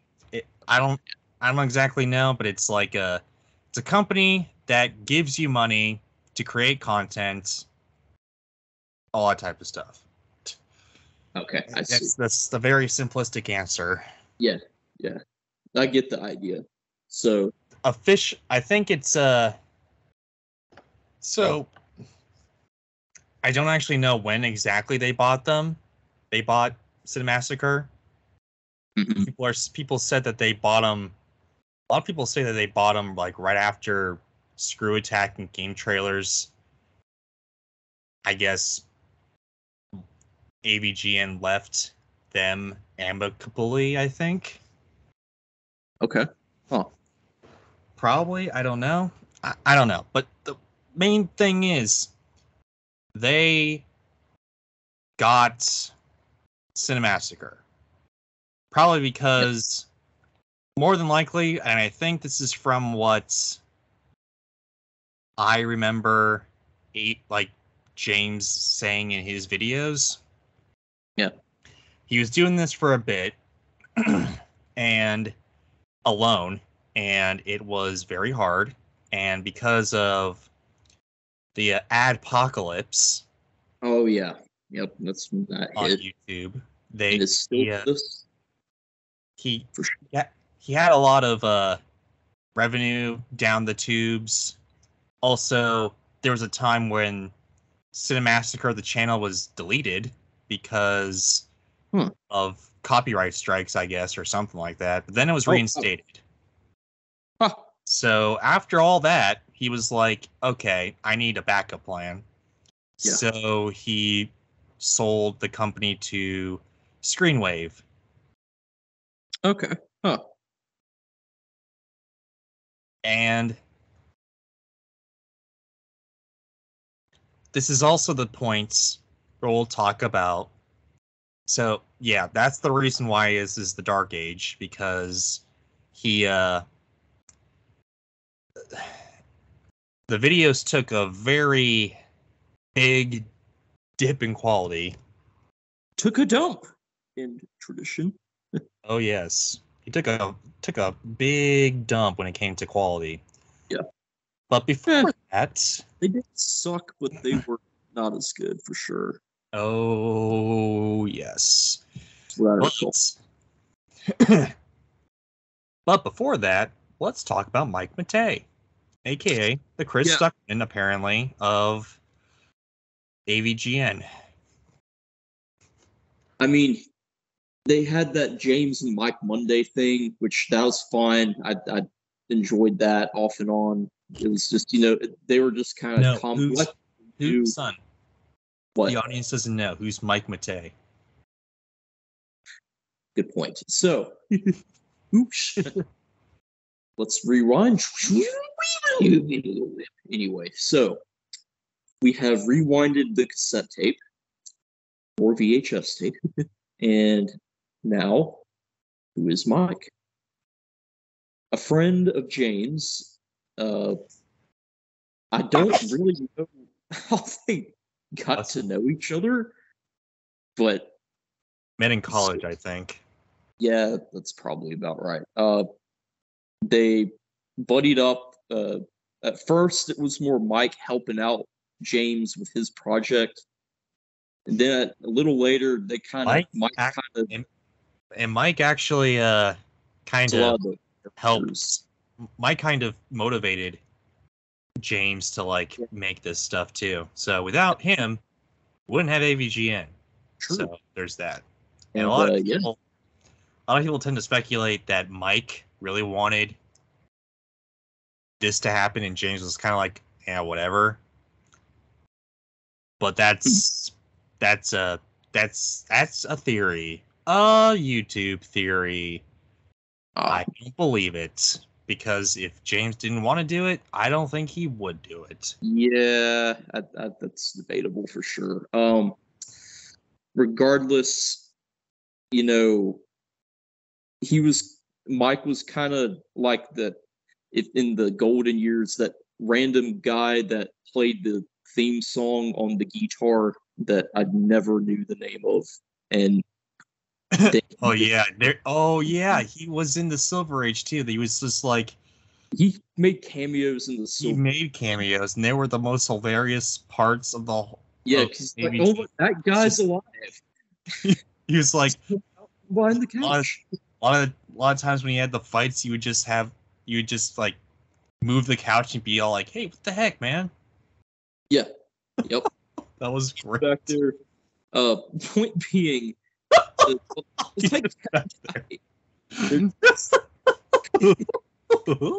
funny actually. Anyway, yeah, it's like him. They're just kind of in the background. Mike then kind of took more of a stronghold, and he was starting to appear almost as much as James himself. Hence, they came out with James and Mike Mondays, where on a Monday they would play a game and comment on it, kind of like what we have done in the past. And except shortened and only the highlights. Yeah, exactly. And for them, they also reflect on the nostalgia because they grew up with it. But it's boring, isn't it? It's not because I like the retro gaming. It's not the most boring thing in the world. I mean, I can kind of relate with it, and it's interesting to see, especially James have a different take on something he's already reviewed, where he's out of character now. He's more himself naturally. I think that's kind of neat. But then we get a generic ass title, and Mike turns into Mike Stuckman, if you will. Quote. Chris Matei. Yeah. Whoops. In your opinion. Absolutely, yes, forever and always. This is oh boy. So there was. So yeah. Mike So Mike Mike, McKay reviews. Wasn't that the boring name of it? what? It was something really generic and uninspiring, like Mike Matei reviews or Probably, yeah. X random game review by Mike Matei on the channel. I'm like, I don't want to watch this guy. I want to watch James be like, ah. James is great. Okay, Mike is just boring. This just comes Mike off. doesn't have. Yeah, I played this Mike game wanted- as a child. I remember renting it, and it was okay, but I was really disappointed. I'm like, where's the ass? You know? Here's the thing. Okay, a lot of people, a lot. Here's a and a lot of people tend to agree with you too. But Mike wanted to be part of the channel. He wanted this more. I think he wanted it more than James really did. At that point, yeah, it was crazy. And Especially James, at that point. But James is like James had the charisma. child. Mike did not. James also had the character and the channel. Literally, I mean, Yeah, but I mean, other like there's other gaming channels out there like Game Grumps that have like a couple of people there that are both pretty, yeah, I see. Maybe he was trying to do that. James oh no, Mike just doesn't have charisma in my opinion.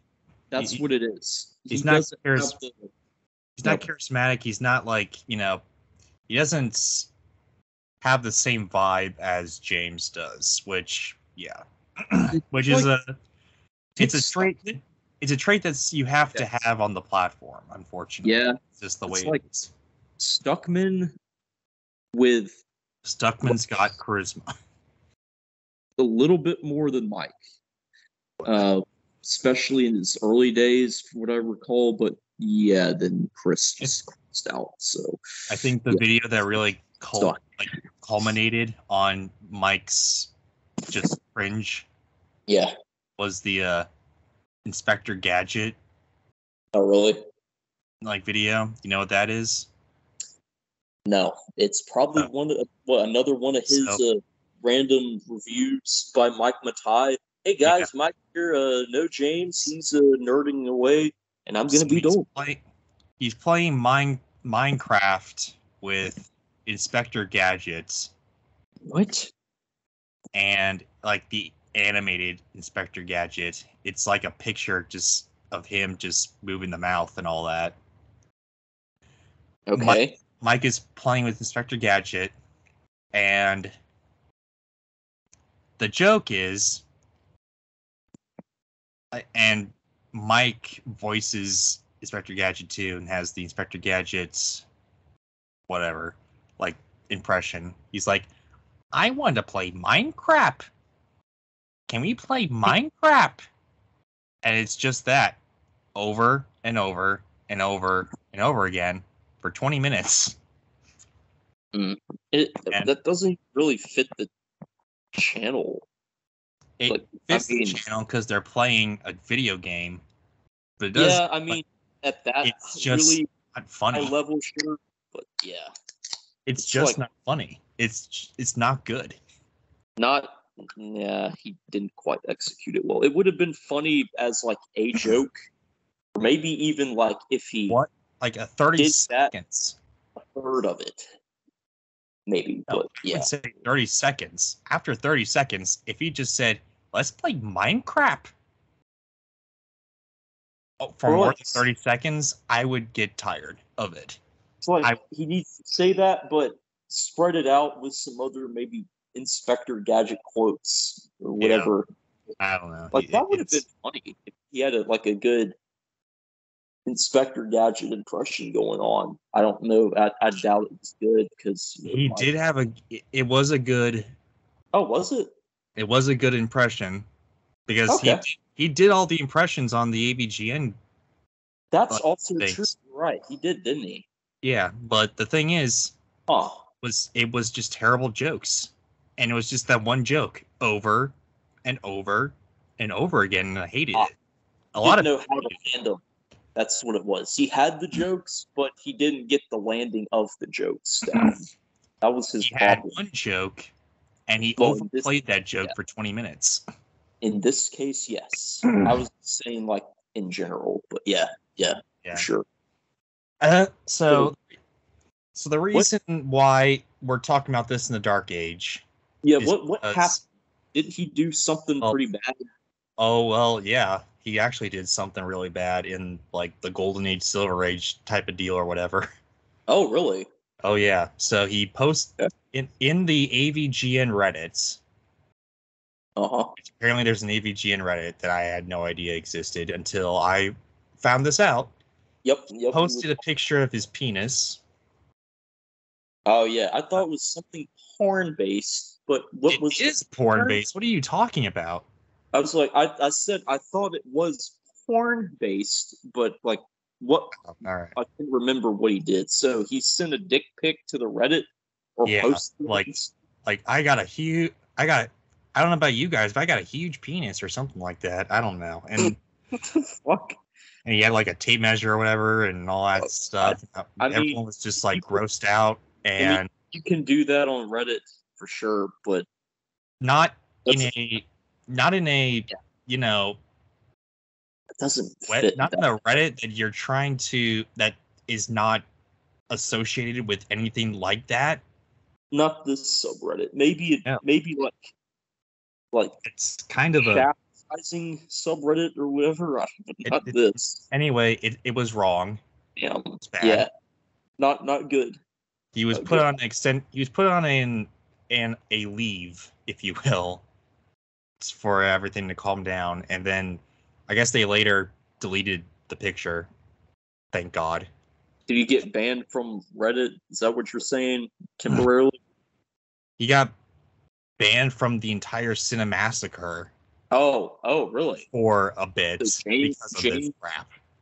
James gave him a temporary suspension.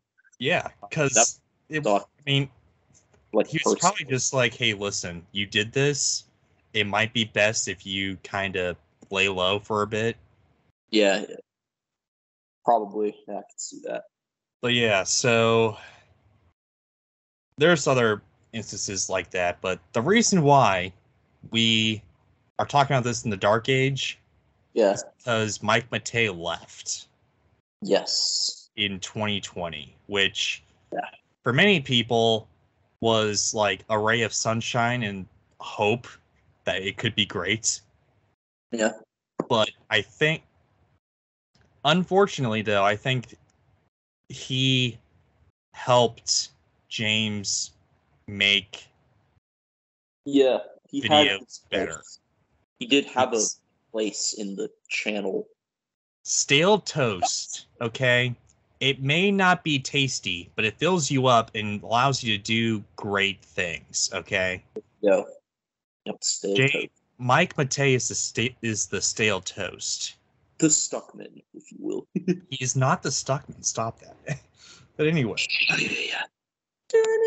Yeah. But anyway, that was it needed to be mentioned. Yeah. And the quality of the content kind of later dwindled because of Screen Media or whatever. Yeah. Whatever that company was, because Oh yeah. Yep. in season 12, which is actually kind of a good idea, but people hated it, of course, he started Yep. uploading his AVGN episodes onto Amazon as well.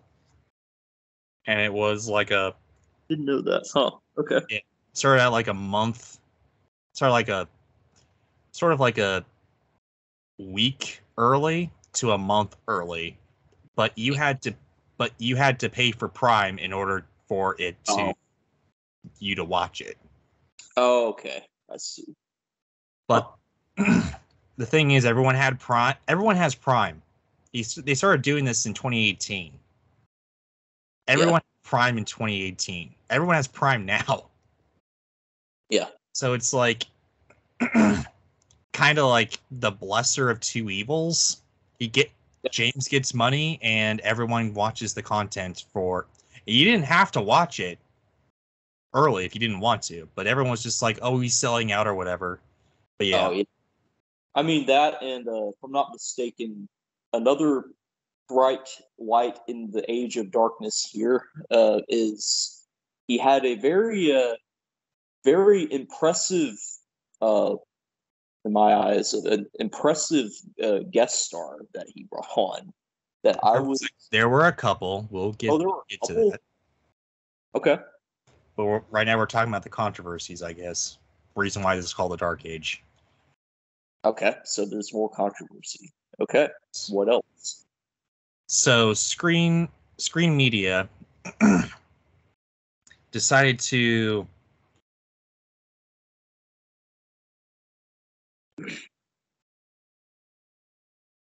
What did they decide to do? trying to see which one they want to talk about first. So they started implementing themselves into Cinemassacre. Oh. Which a lot of people really did not like. Yeah, that's fair. They sort of replaced the Mike Matei. Oh, and okay. it was like these random people. It was like they also started making a podcast called the Cinemassacre Podcast, and the only draw was James Rolfe on it talking about stuff, and then these two random fat guys, naturally, yes, like the stereotypical pinball collector, if you will. Even beyond that, probably. For the most part. Yeah. They were just talking about random stuff. Like one time they talked about like the top 5 best rock bands and all that type of stuff or whatever, which fine, whatever. But I'd rather James talk to someone that's not these people, because I have no idea who the hell these people are. Yeah. And I watched every single. I bet you did. I watched every single podcast, and it was boring as hell. Glad I didn't see it. Yeah, I mean, James tried. James seemed like he didn't want to be there. I'm sorry. Sorry, James. Sorry you had to go through that. I mean, I'm sure they are good friends, but it's just it didn't quite work. They gave it a did shot. not work. No. It happens. And soon they just stopped branding it as the Cinemassacre Podcast and just said branded it as like James's face on the thumbnail and talking about random stuff like what are the best NPC shooters or whatever. And then it was just the Cinemassacre Podcast. Okay. Since and then they kind of started writing the episodes too. Oh no. Yeah. So it was. I bet it wasn't, and they started to not be funny. And they started to be drags. It was like it was some controversy, I guess. I don't really buy into it. I mean, there were some funny bits, but it was just seemed like the passion was gone, Yeah. Okay. That explains why it kind of became like it did. I haven't seen a lot of those episodes because they're just kind of They're just There were some gems in there though. Were. We'll talk about them. But also, like one of the people that bought Cinemassacre Screenwave, one of the guys that was on the Cinemassacre Podcast, actually, there was a video that came to light about him joking around about the N-word, like the big bad N-word. As Linus would put it, the hard R. Yes, the hard R. We do. Yeah, we don't condone hard R usage. No, we will not be saying that here, folks. ever. No. Anyway, though, there was a skit where he did on his own channel. Oh no! Crap, with him using the N-word and all that stuff. That's not even how. Like, they don't even use the hard R N-word in the rap. In general, like that's whatever. Okay. Whatever. Also, this is also the time when James was in quarantine. He decided to create a Skype band, I think. Oh yeah, he can play some kind of rock band. It was like a cover band. He can play he has a Gibson SG like I do, actually. Not the same exact thing, but same model. So he started a band with people from Screenwave, including the hard R skit guy, which I don't even know anymore, but with these Screenwave people, and the songs are they just lifted the music basically from 80s songs and replaced the lyrics with gaming that could stuff. Be good if done. It could be good, but it's not original. Well, people want original content now. Since fair enough. Everyone does it, and James is like, you know what? That's fair. For the community that his target audience is, it's not like for me personally being an active electric guitarist. I do get into people doing covers of classic songs, which, yeah, I mean, if you're going to do covers, that's fine. But what they tended to, I guess I haven't seen these, so I don't know. What they tended to brand themselves as was like an actual band. I mean, they still are technically an actual band. They're just a cover band. No, like they branded themselves as like an actual band and not like a cover band. So it's kind of weird. But also, there were some Screenwave people in the band that did basically nothing. They just stood there and like tapped their stomachs, basically. Yeah, pretty much. I mean, that's the best way to tap. I mean, who needs no fat shaming or whatever, but still, you don't use the N-word, my guy. I'm sorry. That's what you have to do anyway. So yeah, with the band, I think it kind of died out too. I mean, sometimes they do some like things sometimes, but the podcast died out. The band kind of died out because no one was really, doing that anymore. Like engaging with the band. So it's just a lot of experiments that kind of failed. And it seemed like it was more not James motivated, but the screen media motivated. Yeah, for sure. So yeah, this is why it's called the Dark Age. It's because screen media kind of took over a little bit, and there was a lot of backlash. But that being said, James did. Also, one of the things too. Last real big thing. Okay. So they stopped doing Monster Madness. Oh wow. But a couple years later, they started doing this.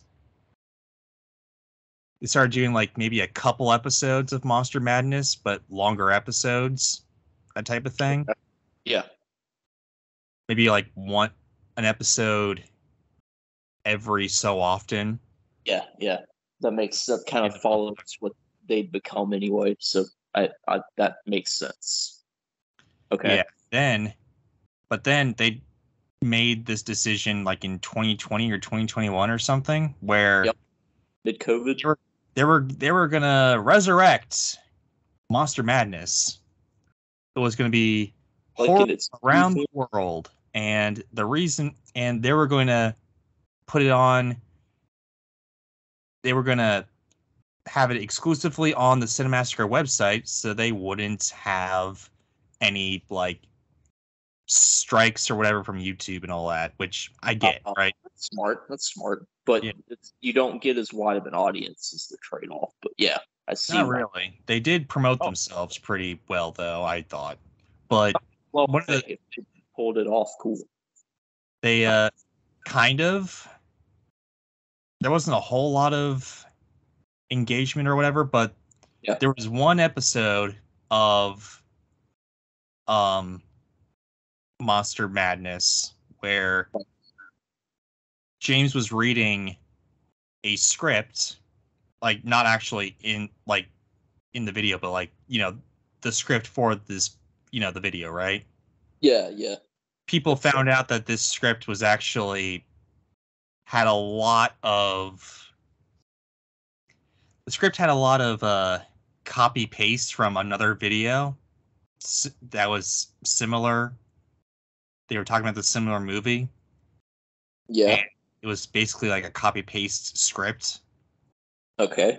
Was it one of his own videos though? Or like another channel? It was another channel. Oh no. So come to find out, there was a script writer who basically took this another video. It wasn't James. So they promptly fired this man or girl, whoever, took the video down and I think re-uploaded it into like with a new script or something like that. Okay. It was after this that that Screenwave kind of backed off a bit. Good. James started writing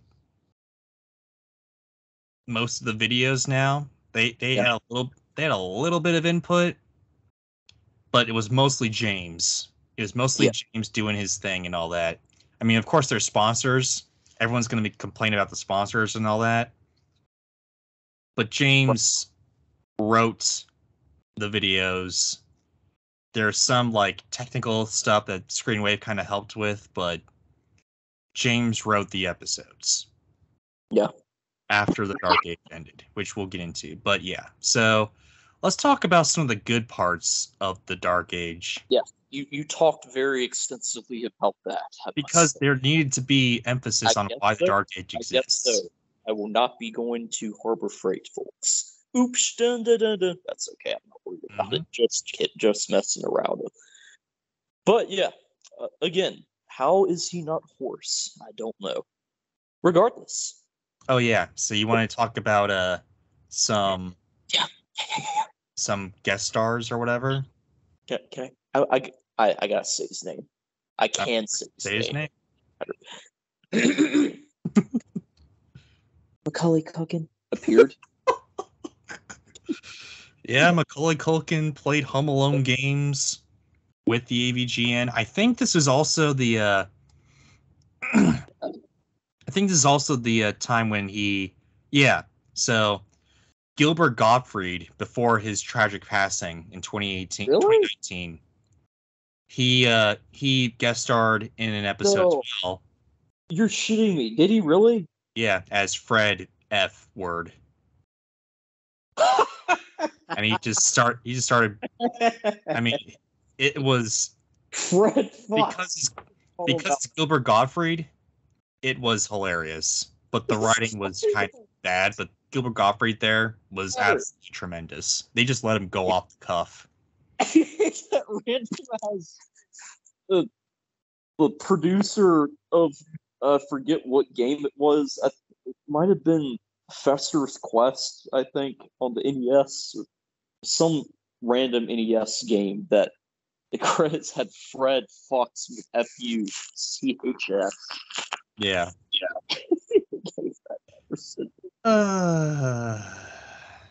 It's hilarious. Yeah.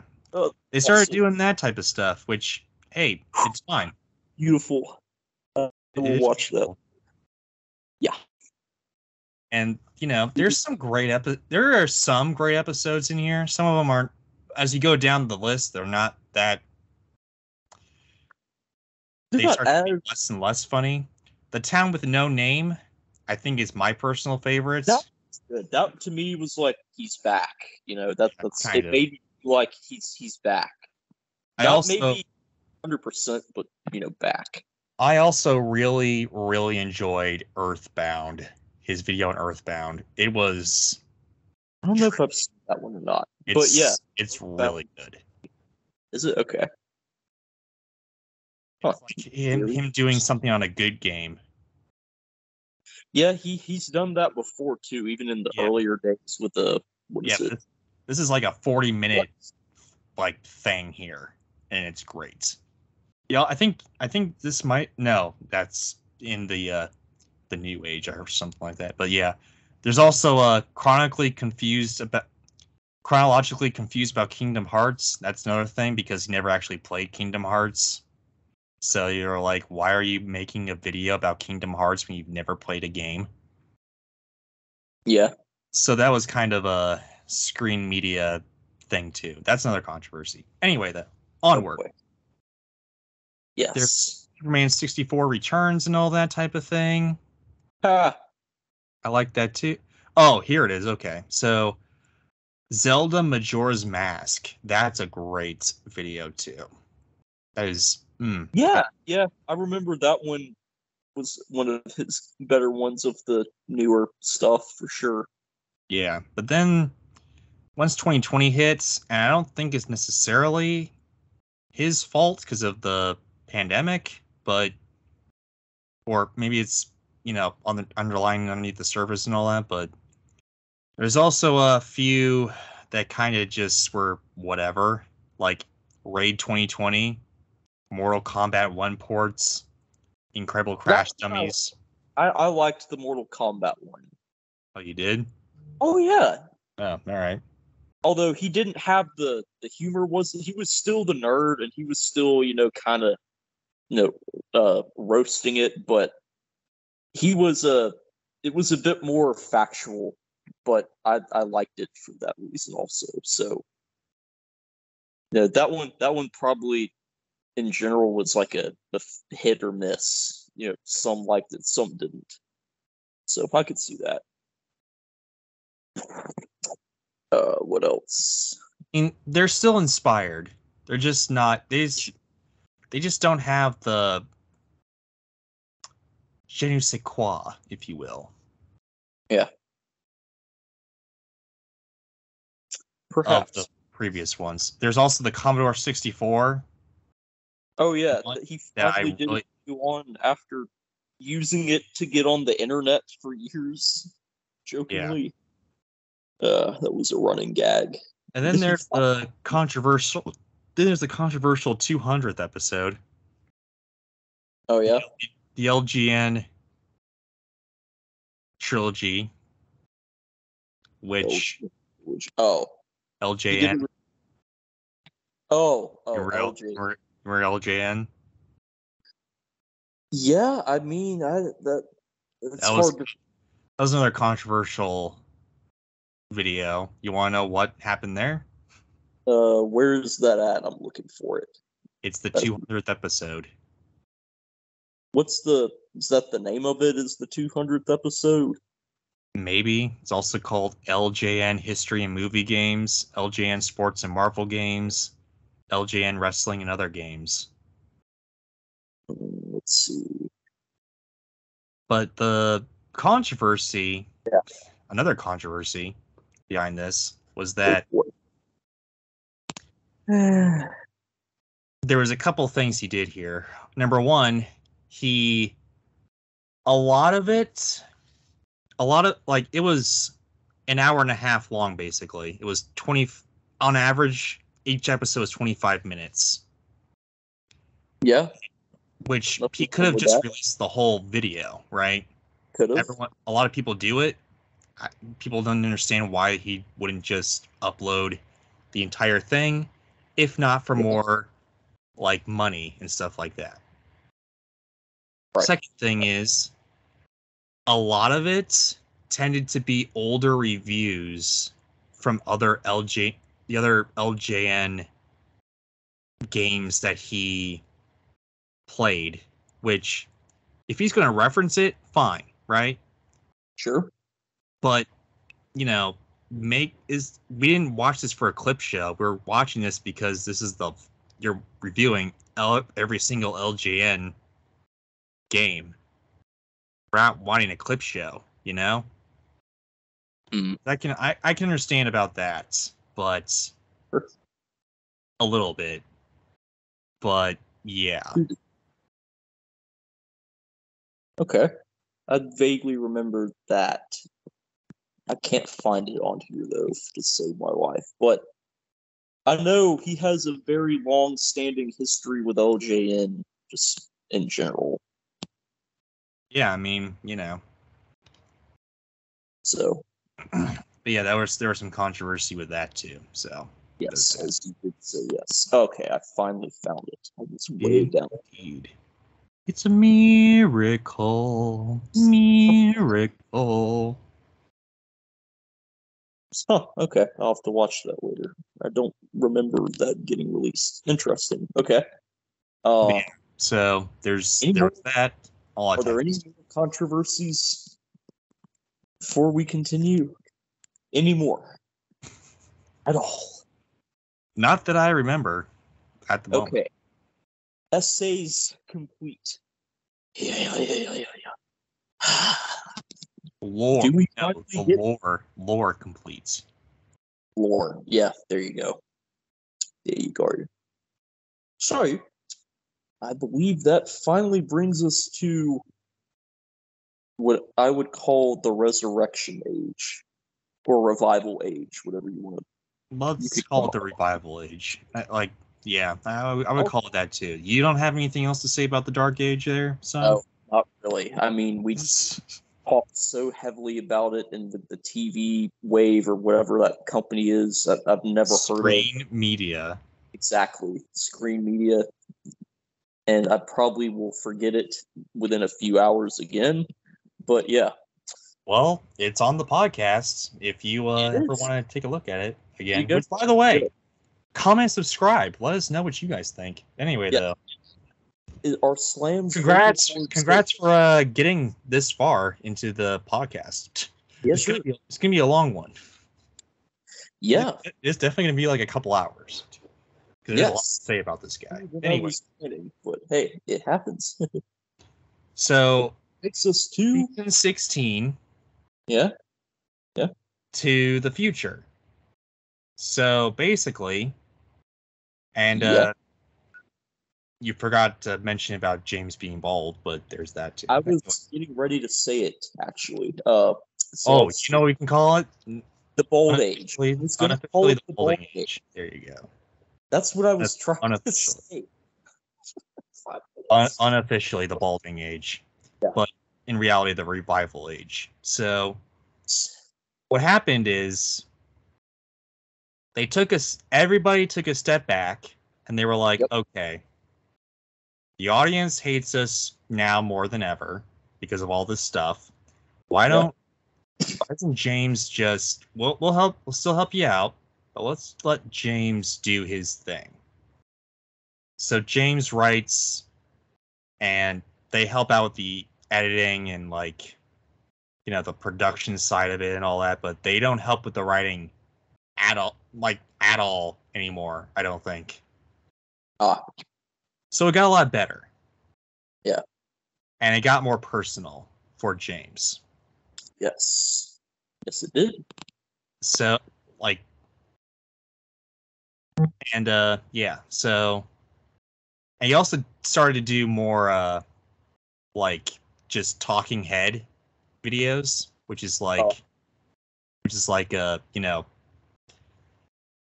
head videos, basically like a guy sitting in front of a camera just talking. Yeah. I figured that's what you were referring to. You could say balding head videos as well. He mostly wears a hat though, but anyway. For that reason, but yeah. Yeah. But anyway, though, he another light into the Dark Age. He also forgot to mention he also did like a Mario, the Mario Maker thing that Oh level yeah, yeah. He could his do that. daughter did. That was cute. Yes. Yep. I remember that. Yep. Unfortunately, it's like 5 episodes, and he's not doing it anymore because the kids are like, "I don't want to do it anymore." He's like, "All right." That's So fair. yeah, it is fair, and good for him for not, milking them for content. So there's that too. Yeah, that is good of them. Not unless they wanted to. So yeah. What's Uh, not back being to ball. on camera. But anyway, though, so Balding in progress. So he's uploading more content on like movie stuff, which hey, movies great, whatever. yeah, I But see a more of a balance here now. yeah, there's movie content. There's talking head videos on Tears of the Kingdom too. Yeah. Like which is the new Zelda game, which I'm really Yep. excited and hopefully wanting Yep. to play later.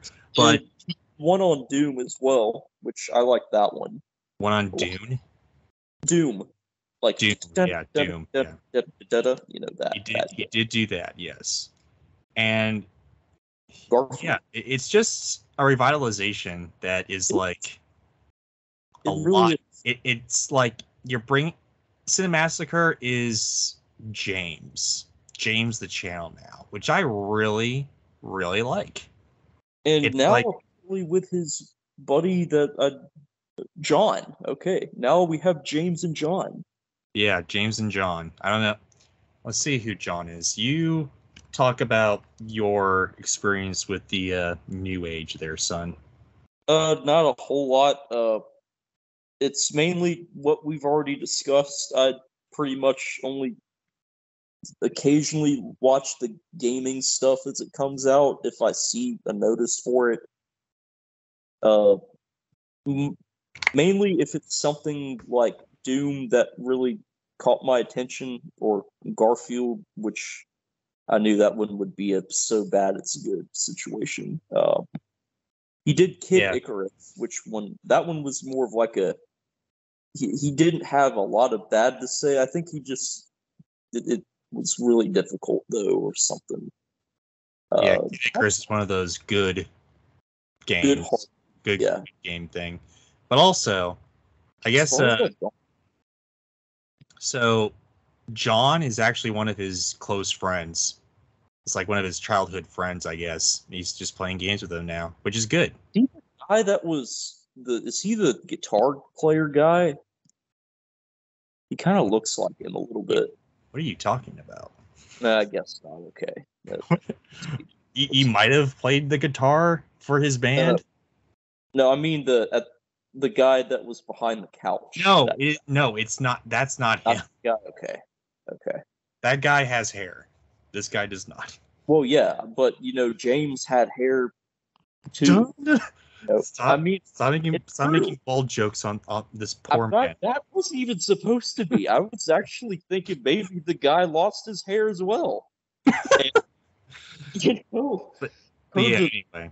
Tradition, I guess. Yeah. But yeah, I guess it's not him. Anyway, though, he's making it's basically James the channel now, which I am all for. He's going back. It's a lot better than Nostalgia Critic and Doug, which obviously one day we'll get into.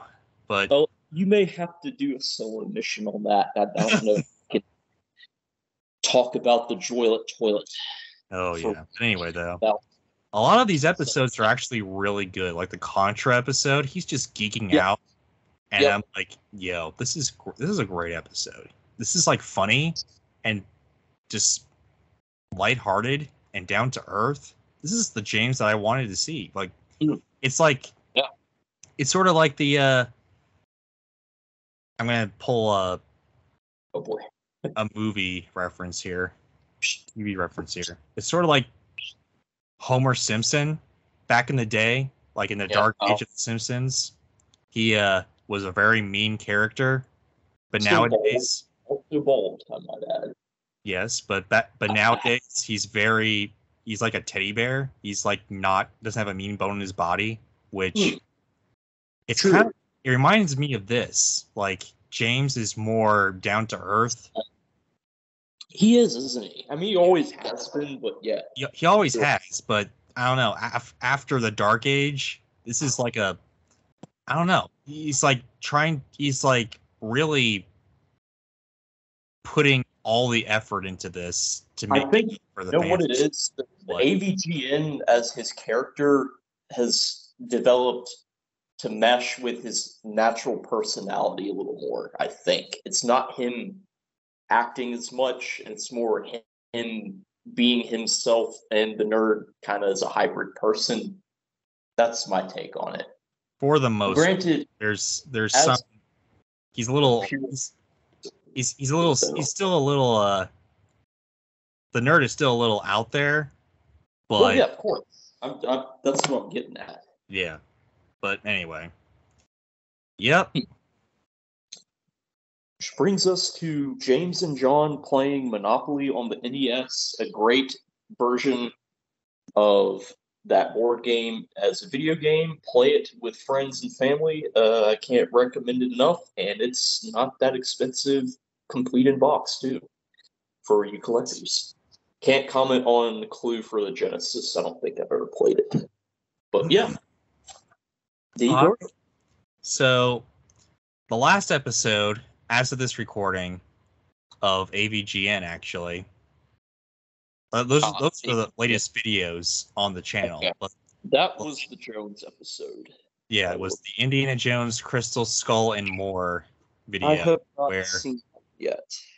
He talks a lot about Indiana Jones Crystal Skull games, and he's also references the Dial of Destiny, which is the new Indiana Jones movie. Cool. That's good of him. It's very interesting.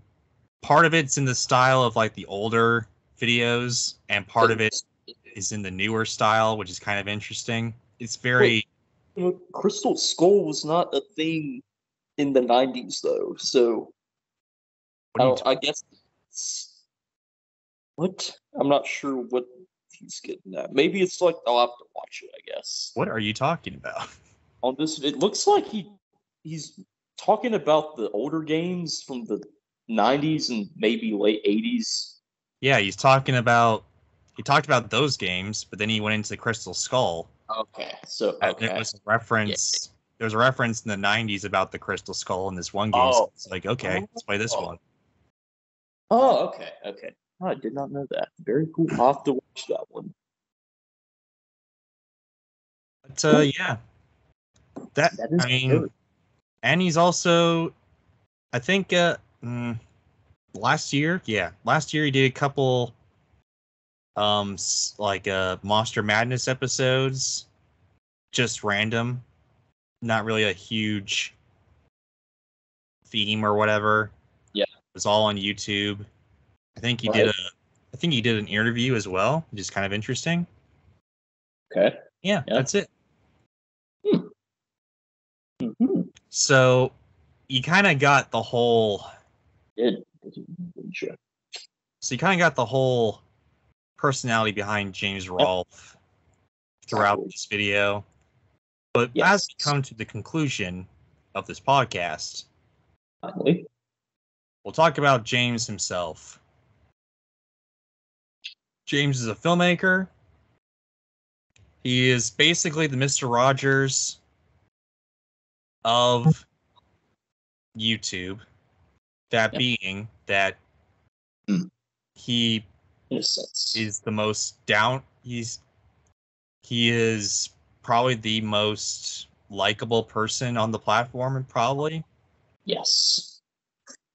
And everyone loves him, and doesn't have a mean bone in his body like Mr. Rogers. That's true. Yeah, that is correct. Huh. I see what you're... And even though he's been in controversies, it hasn't been because of him, which is good. No, you're right. That's the thing. He has survived. He never did something bad. Got canceled. Good. There you go. Keep it up. That way also James, just keep going. Just keep going, James. Just keep going. Yes. Hashtag not canceled. There you go. Hashtag let's not get James canceled.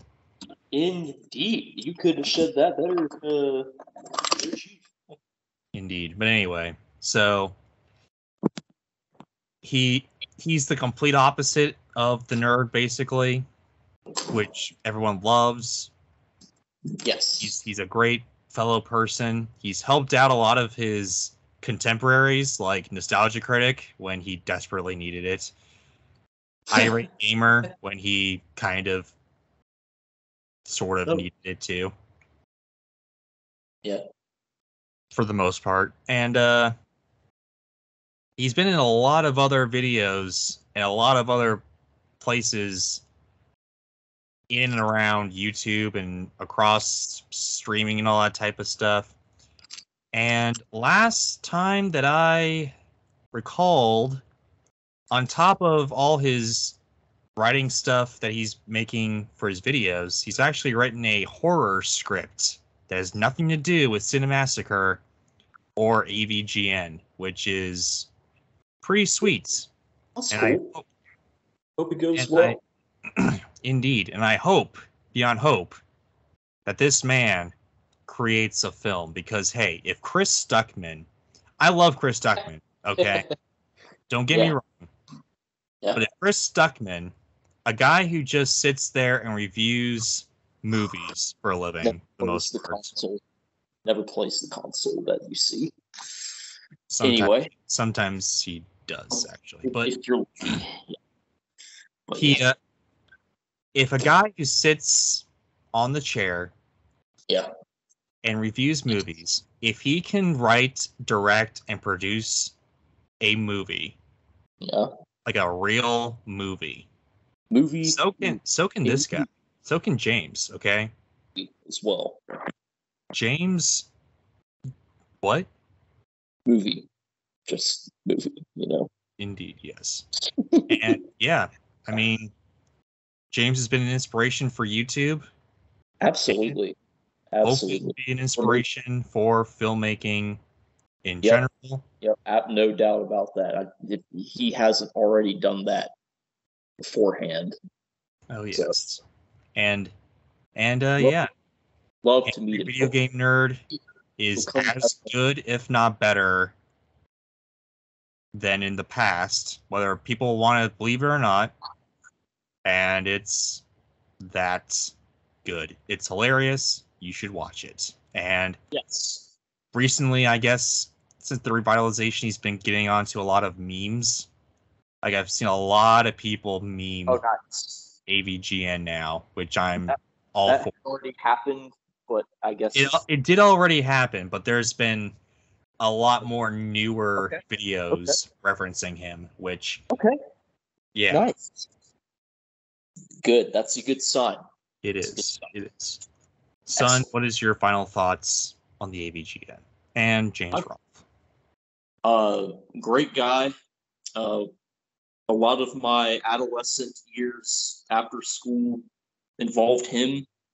Or me enjoying his content. Not as much these days, just due to what my life is now versus then. But I still watch it sometimes, and it's always enjoyable. Might even watch it tonight, just after we talked about him for this long.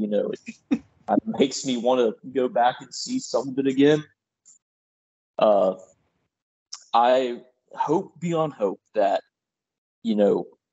he's successful in his career, and he pursues this horror movie that he's trying to create here. I hope that works for him. I'll try and see it if it does become something big. And last but not least, I really want him to come to SFGE so we can meet him in person. The end. Oh, yes. I mean, here's the thing. He's been all over the Midwest and the Northeast. Just take a right. Just take a right. Just go down to Georgia. I mean, we're there. We are here. Boogie 2988. Even though he's kind of controversial as a lolcow now, but fair enough. He's been in South Carolina. Just come on down to. He's from Virginia originally, so yeah. Yeah, just come on down to SFG. Why not?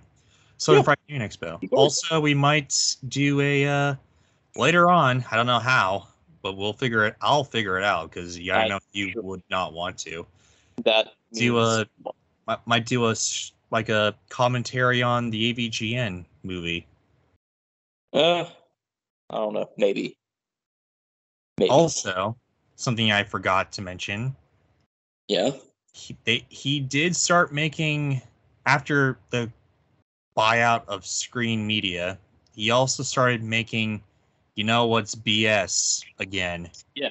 I noticed that he brought that back, which is good. As you know what is BS. Just that. Yep, for Because, the YouTube policy purpose, I yeah. would assume. Yeah, and there's no like, shit face or whoever he was before and all that. Oh, yeah. Bullshit man. That was his name. He's not seen until probably the very end, but yeah. Yeah. It's been a while since he's made one. I don't know if he's still making them or if he's done making them or something. I don't know. But anyway, that's all. Yeah. That's all. That's it. I'm done. We're done with but we got done with Angry Video Game Nerd. Finally. My gosh. Wow. That was a lot. It really was, yes. And a lot of history with this guy. Yeah, Chief, you might want to go grab a pack of the cough drops for the upcoming hoarseness. Oh yes. But anyway, though, guys, what do you think? What have you heard of James Rolfe or the AVGN or anything we've talked about? What is your thoughts or opinions or whatever? Comment, let us know, subscribe, ring that bell. More vids coming your way, and hey, take care, guys.